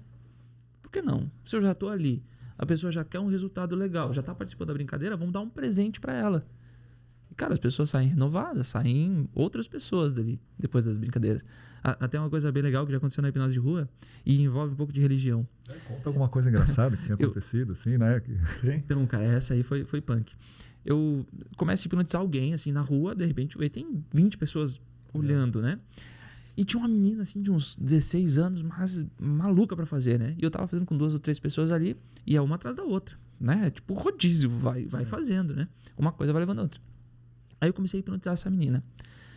Quando eu fiz essa menina perder a voz, a mãe dela pegou ela pelo braço e saiu correndo, cara. Ela saiu correndo. Não, minha filha não, e levou. Nunca mais vi a guria. Tu não sabe se ela voltou a falar também. Voltou. Voltou. Mas, cara, isso foi hilário, porque nós estávamos ali umas 20 pessoas, eu estava treinando, acho que umas 5 ou 6 pessoas estavam junto ali vendo, e as pessoas iam praticar, né? E, cara, a mulher pegou uma menina e saiu correndo, bicho. Sabe? Tipo assim, achou que era do demônio na bruxaria, né? Sim, sim. O cara é um bruxo, fez minha filha perder a voz. Meu Deus. Mas não tem nada a ver, né? As pessoas acabam confundindo muitas coisas por falta de conhecimento, né? Por falta de informação. E, cara, o que acontece de coisa engraçada, eu fui num evento, Comic Con, o nome do evento. Famosíssimo, né? Tu foi também, não foi? Esse, Não cheguei aí, mas eu sei o que é. Paulo, Sei. Então, teve um similar aqui em Florianópolis. No Centro-Sul ali? Isso, um tempo atrás. Meu filho foi nesse daí. Então com certeza deve ter me visto lá. Eu fiz um evento ali onde nós estávamos, foi a última hipnose do dia, assim, eu tava esgotadaço, eu tinha feito tipo umas 150 pessoas no dia. E tinha mais umas 5. Cara, eu peguei um rapaz que ele era muito suscetível. Muito, assim, o mais que eu já peguei até hoje. E, meu, o cara chegou no final do show, o cara não queria parar de ser hipnotizado. O cara não queria. Eu falei, tá, então agora a gente vai voltando, né? Não, eu quero continuar. Então tá bom, vamos continuar. Cara, eu fiquei 1h30 com esse cara, a mais do que os outros. E o cara... No palco, na frente. Não, era tipo um palco, mas num sim. canto, não era o centro do evento, né? E esse cara começou a ver os planetas, a viajar no meio dos planetas. E ele abriu os braços, e agora eu tô viajando, eu tô vendo Marte de cima. Que massa pro cara que tem essa imaginação assim, porra. Cara, isso é fantástico. Consegue entrar nesse estado? Sim. Né? Aí eu falava pra ele assim, então agora você vai se aproximar e vai ver a Curiosity. Ele, não acredito. Ele passava assim, e a experiência dele deve ter sido fantástica. Se nós que estávamos fora já foi incrível, imagina o cara que estava vivenciando aquilo, cara. Fantástico. Aí aquele cara lá, quem chega a esse ponto faz de tudo, né? Ele viu artista famoso, pessoa morta, ele dançou com Elvis. Então, coloca. O cara dançou com Elvis. Eu tenho até umas fotos, não dele, mas dos eventos, as pessoas que ficavam de cosplay ali, né? E tem a Arlequina, e tem o Batman, Sim. e tinha o Coringa. Eu fiz hipnose com os 3 e criei um triângulo amoroso entre os 3. E o Batman era apaixonado pelo Coringa. Meu Deus. Aí meu medo aí. Aí a Arlequina era apaixonada, claro, pelo Coringa também, e os dois brigavam. Aí os dois fugiram juntos. O Batman e a Arlequina. Então, dentro disso a gente consegue fazer várias brincadeiras. E parece real na hora. Eu entreguei um pedaço de papel pra uma menina e disse assim, a partir de agora isso aqui é R$100. E a guria foi gastar os R$100. Em algum lugar ela... claro, não dura muito tempo. Mas ela foi crente. Não, ela entregou pra pessoa assim, vim comprar isso aqui. E a pessoa disse, tá, mas e aí? O que tem a ver? Tá aqui R$100. Ué, tu não quer meus R$100? O que tá acontecendo aqui? Meus R$100 tá aqui. Por um curto período de tempo, na hipnose de rua, a sugestão ela é muito forte. Então ela, aos poucos, ela foi se convencendo, caramba, de fato é um papel só que eu tenho aqui. E aí vai a parte cômica de todo o troço, né? Que a pessoa acredita naquilo e não vê. Eu jogava um monte de papel pra cima e os caras malucos pra tentar pegar dinheiro. Sabe? Se jogar, de gritar, de empurrar. Acontece, né? E aquele esquema de pôr pra dormir? Também é fácil ou não é tão... Como assim? Você diz de induzir pro trânsito? O cara passava a mão, o cara já tava dormindo. O bem dormido? Bem famoso dormido. aí, né? Como que era o nome dele? Ele não era brasileiro, né? Ele Era Penho Paraguai. bem dormido, bem dormido. O cara já dormia. O cara parava aqui assim. Aí ele fazia o cara fazer tudo, depois ele fazia assim, o cara voltava. Porque o gatilho às vezes é um estalo, de repente é o que tu... Sim, às vezes existe a pré-seleção. Claro, é possível chegar em você, por exemplo, fazer alguma técnica funcionar. Depois de toda a nossa conversa aqui. É possível. Não é exato, não é 100%, mas é possível. Então vamos colocar aqui. Ele, diante de uma plateia, já conseguiu ver algumas pessoas com alguns sintomas que podem ser mais fáceis de colocar em transe. E aí funciona assim, o cara chegar, puf, e durma. E acabou. O cara não é dormir, né? O cara vai entrar em transe, né? Mas é possível sim o cara fazer isso e dar certo. Agora, se eu estiver andando ali no meio da rua aqui, encontrar com a primeira pessoa, tocar na testa dela, dizer dormir, a pessoa vai me dar um murro, vai me dar um soco, não vai funcionar.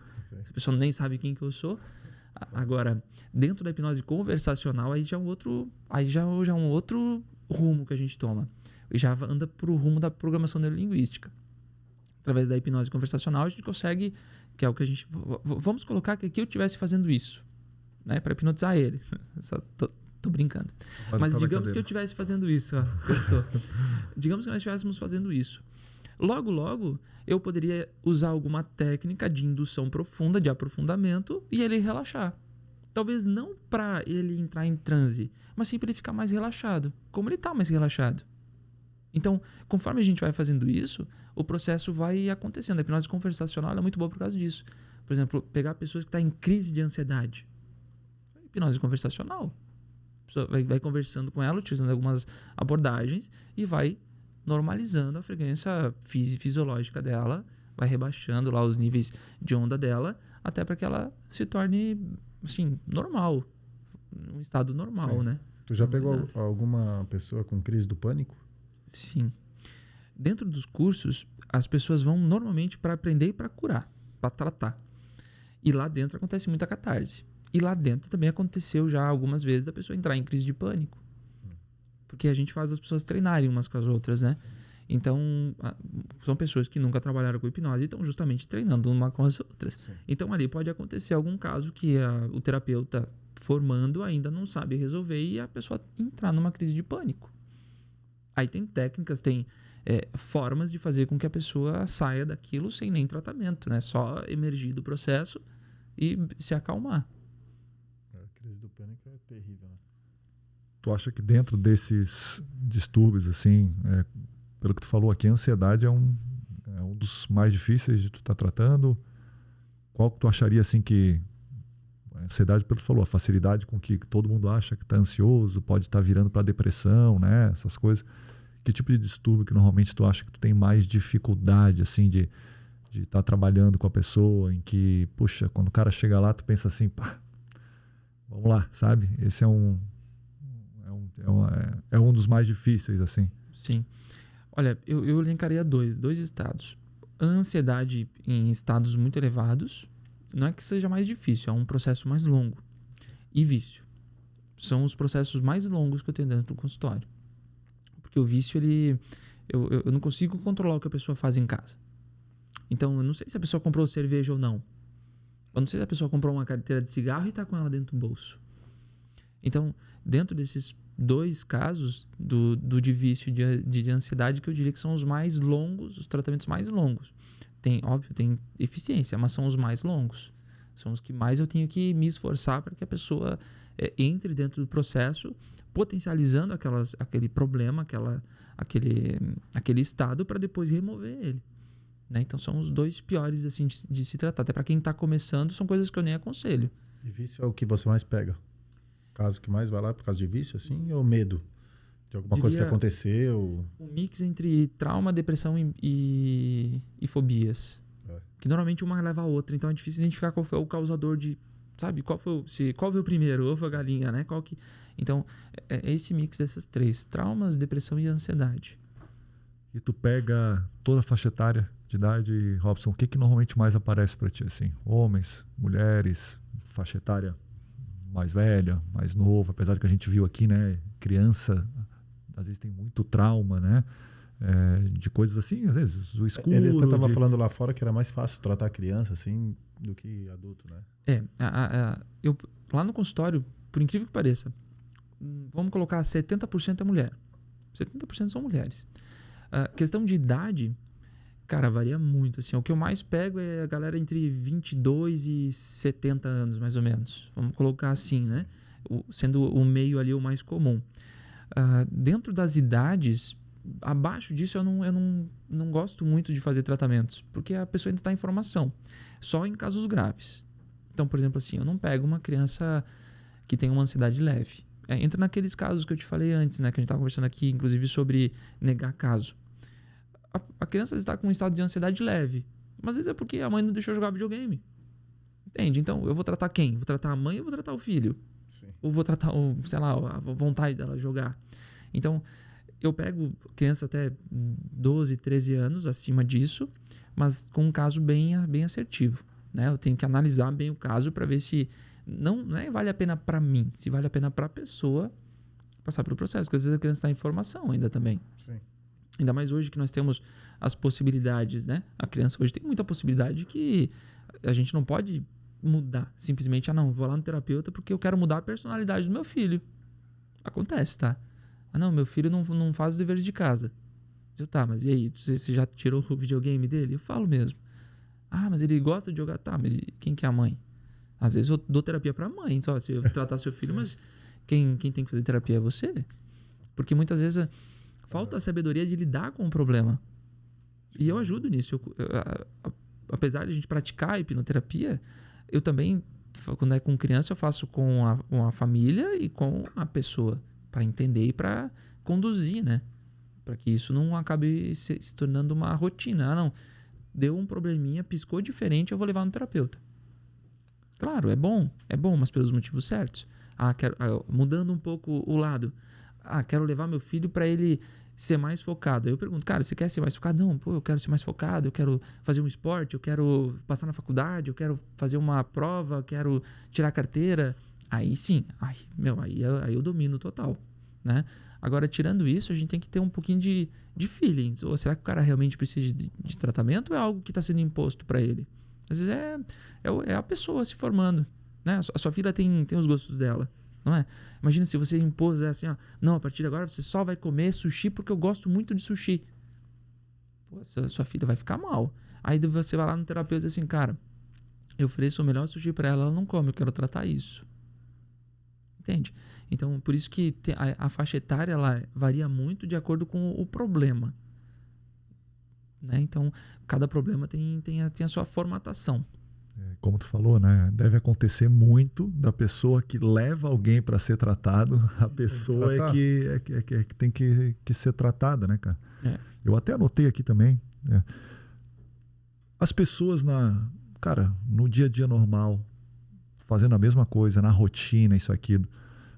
As pessoas que muitas vezes depois reclamam assim que, porra, cara, nada acontece, a minha vida é sempre a mesma daqui.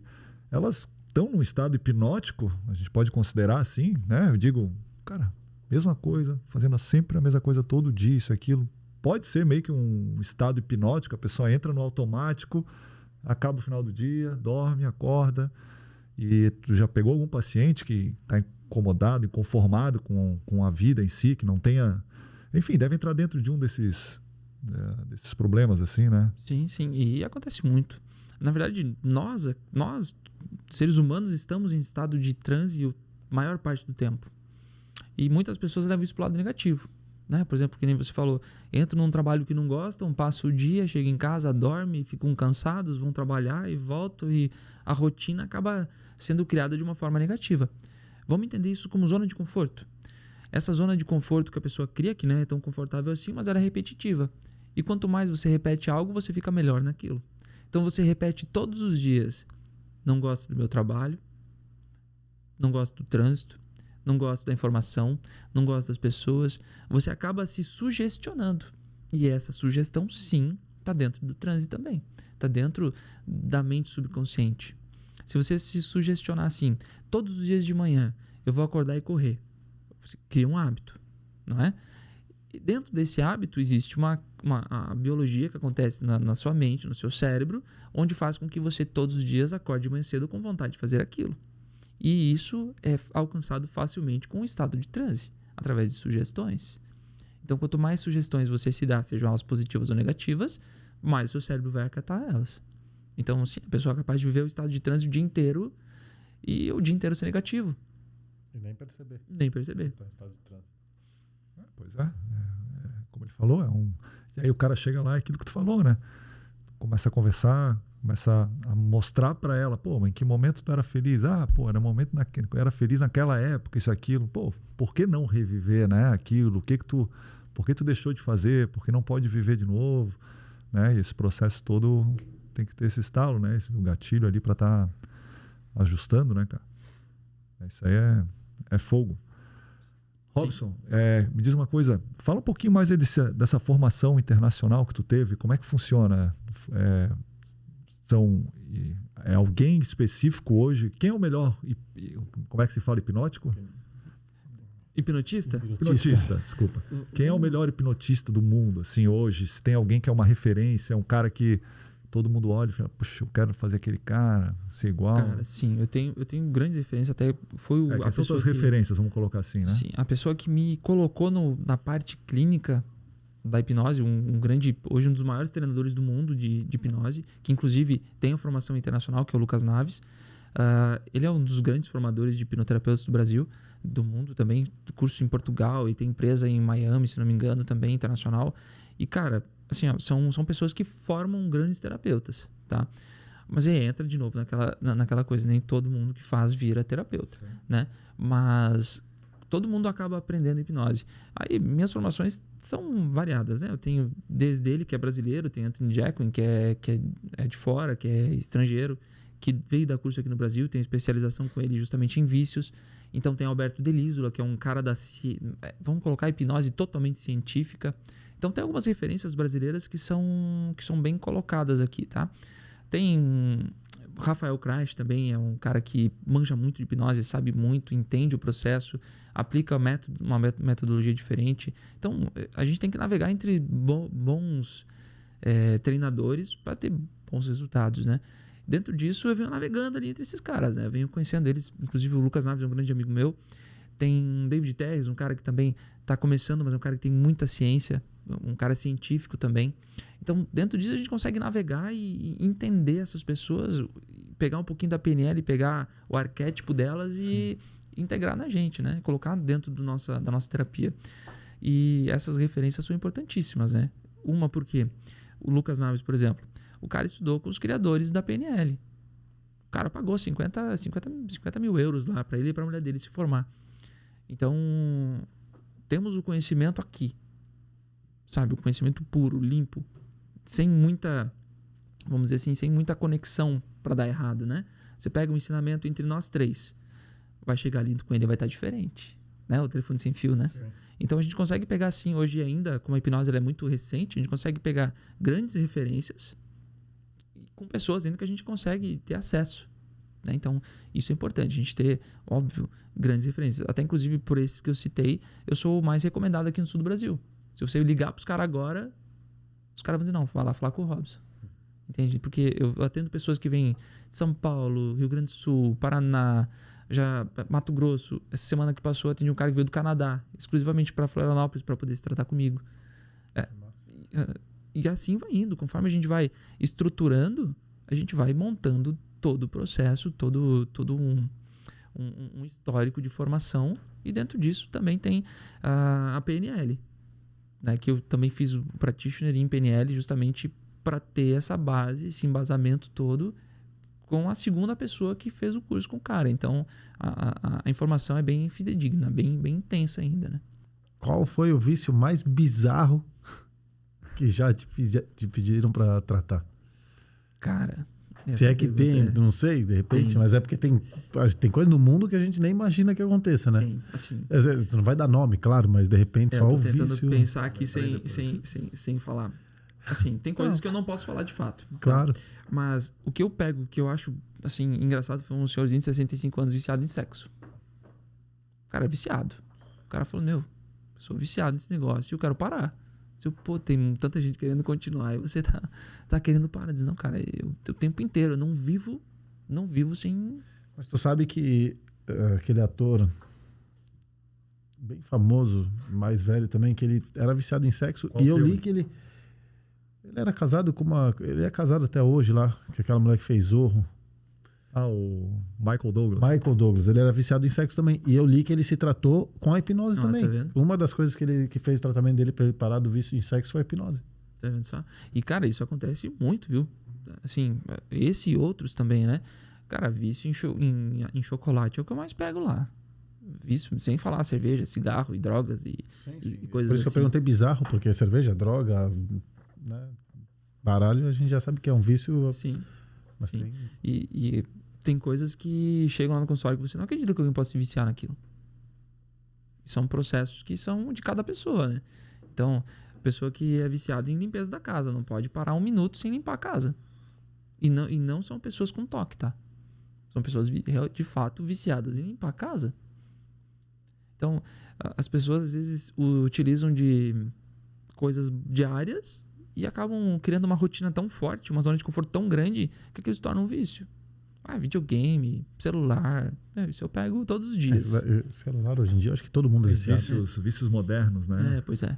Por isso que eu falei que antes, eu acredito que antes, quando não existia isso, devia ser até mais fácil colocar as pessoas em transe. Porque as pessoas não tinham muita referência. Né? Não tinham que ficar pensando na conta para pagar. Não tinham que ficar pensando lá no celular que você vai tocar ou não. Ou televisão, filme, seja lá o que for, né? Então as pessoas foram criando esses essas metodologias para elas mesmas se colocarem em transe. Pensa, quando você está no seu celular lá, 3 horas, passou 3 horas e você está lá no Instagram.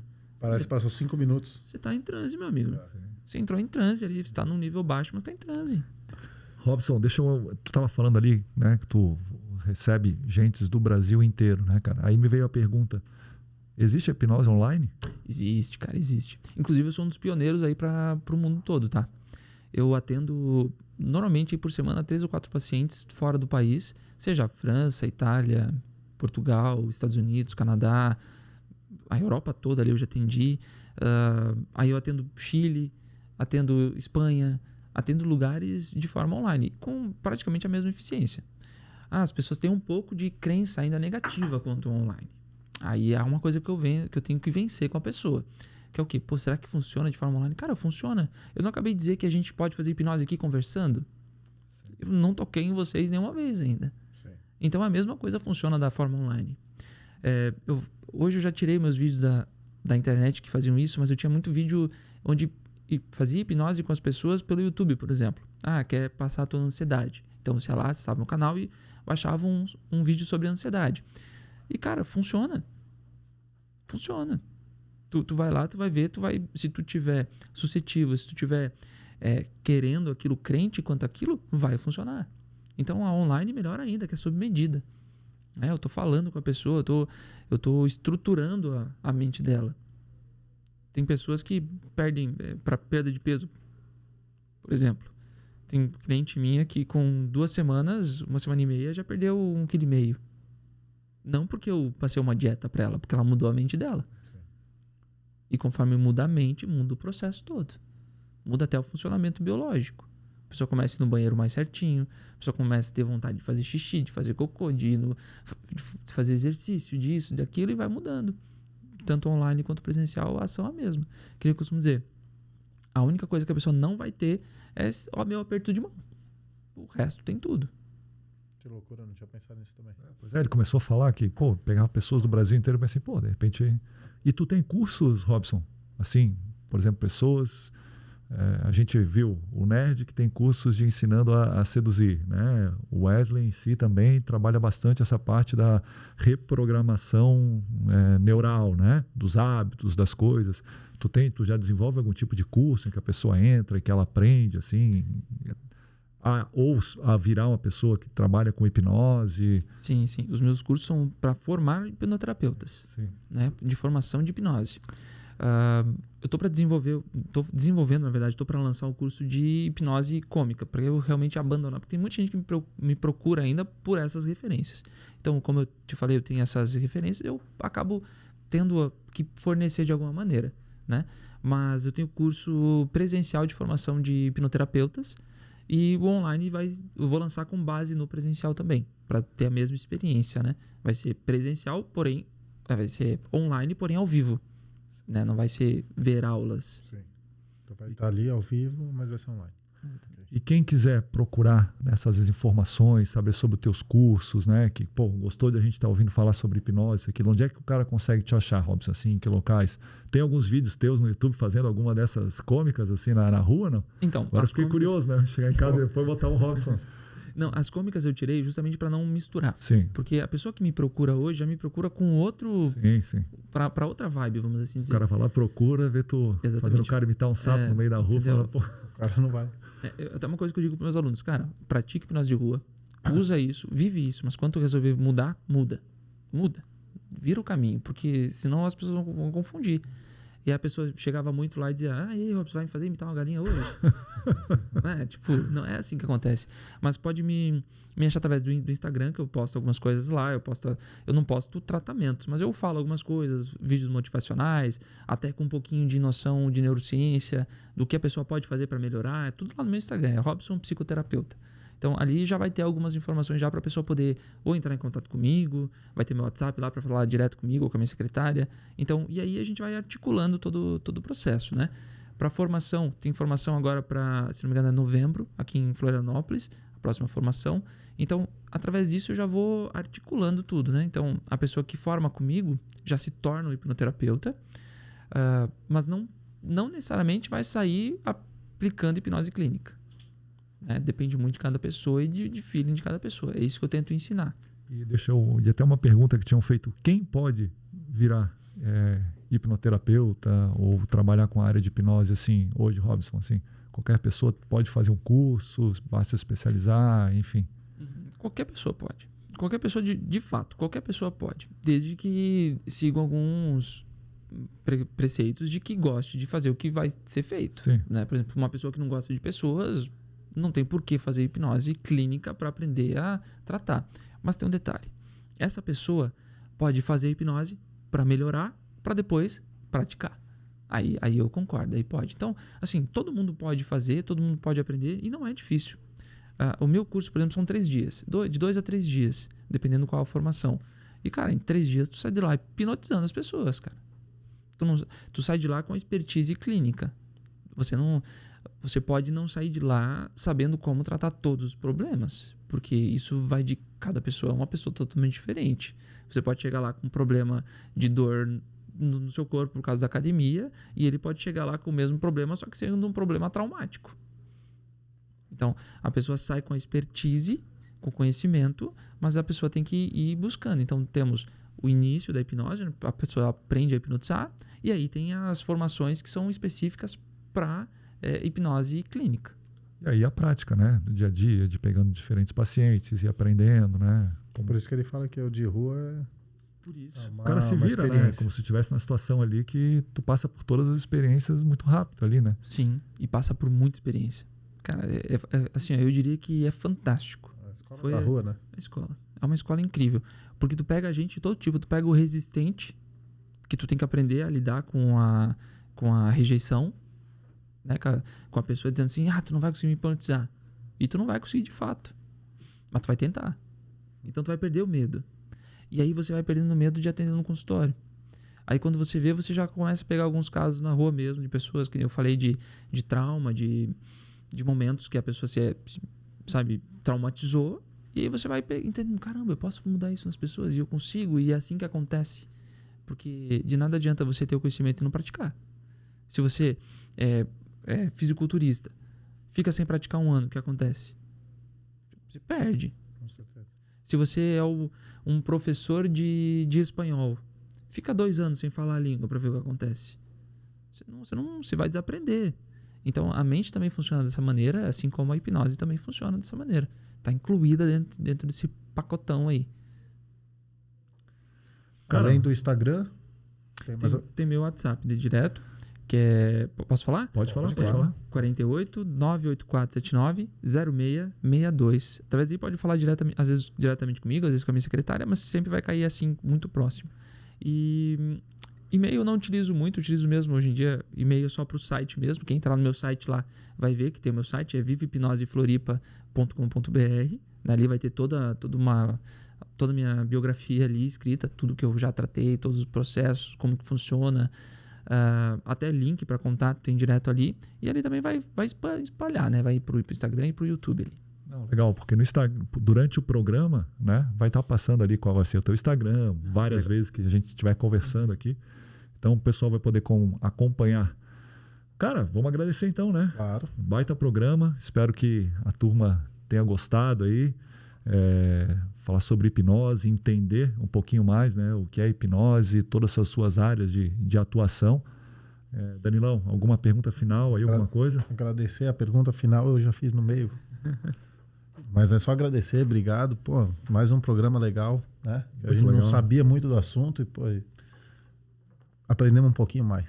É isso aí, a intenção é essa mesmo. Eu também agradeço vocês por dar essa oportunidade para mostrar a hipnose e dizer para as pessoas aí que não tenham medo. É isso, cara, vão atrás, busquem, se não for comigo, é com outra pessoa, mas conheçam, porque a hipnose é muito legal e muda, de fato, muda muitas vidas. Não, legal. Vou chamar aqui agora uma presença especial aqui para estar finalizando o nosso programa, né? A minha filha, Carol. Carol, fala aí o que o pessoal tem que fazer com a nossa página da internet. Fala aqui bem pertinho aqui, ó. Dê um like e espero que vocês tenham gostado, porque logo logo vai ter outros Citudis e compartilhem com os amigos e com os familiares. É isso aí. Então vamos finalizando agradecendo, né? Mais uma vez aí, né, o nosso público. Agradecendo, Danilo, mais uma vez a presença aí, amigo. Floripa Cash e Robson. Cara, mas muito obrigado pela presença. Né? Desde o primeiro momento, cara, super cordial, assim, super legal. E eu tenho certeza que a galera vai curtir e vai poder aprender bastante sobre hipnose. Mais um programa muito legal. Obrigado, Robson. Eu agradeço. Valeu.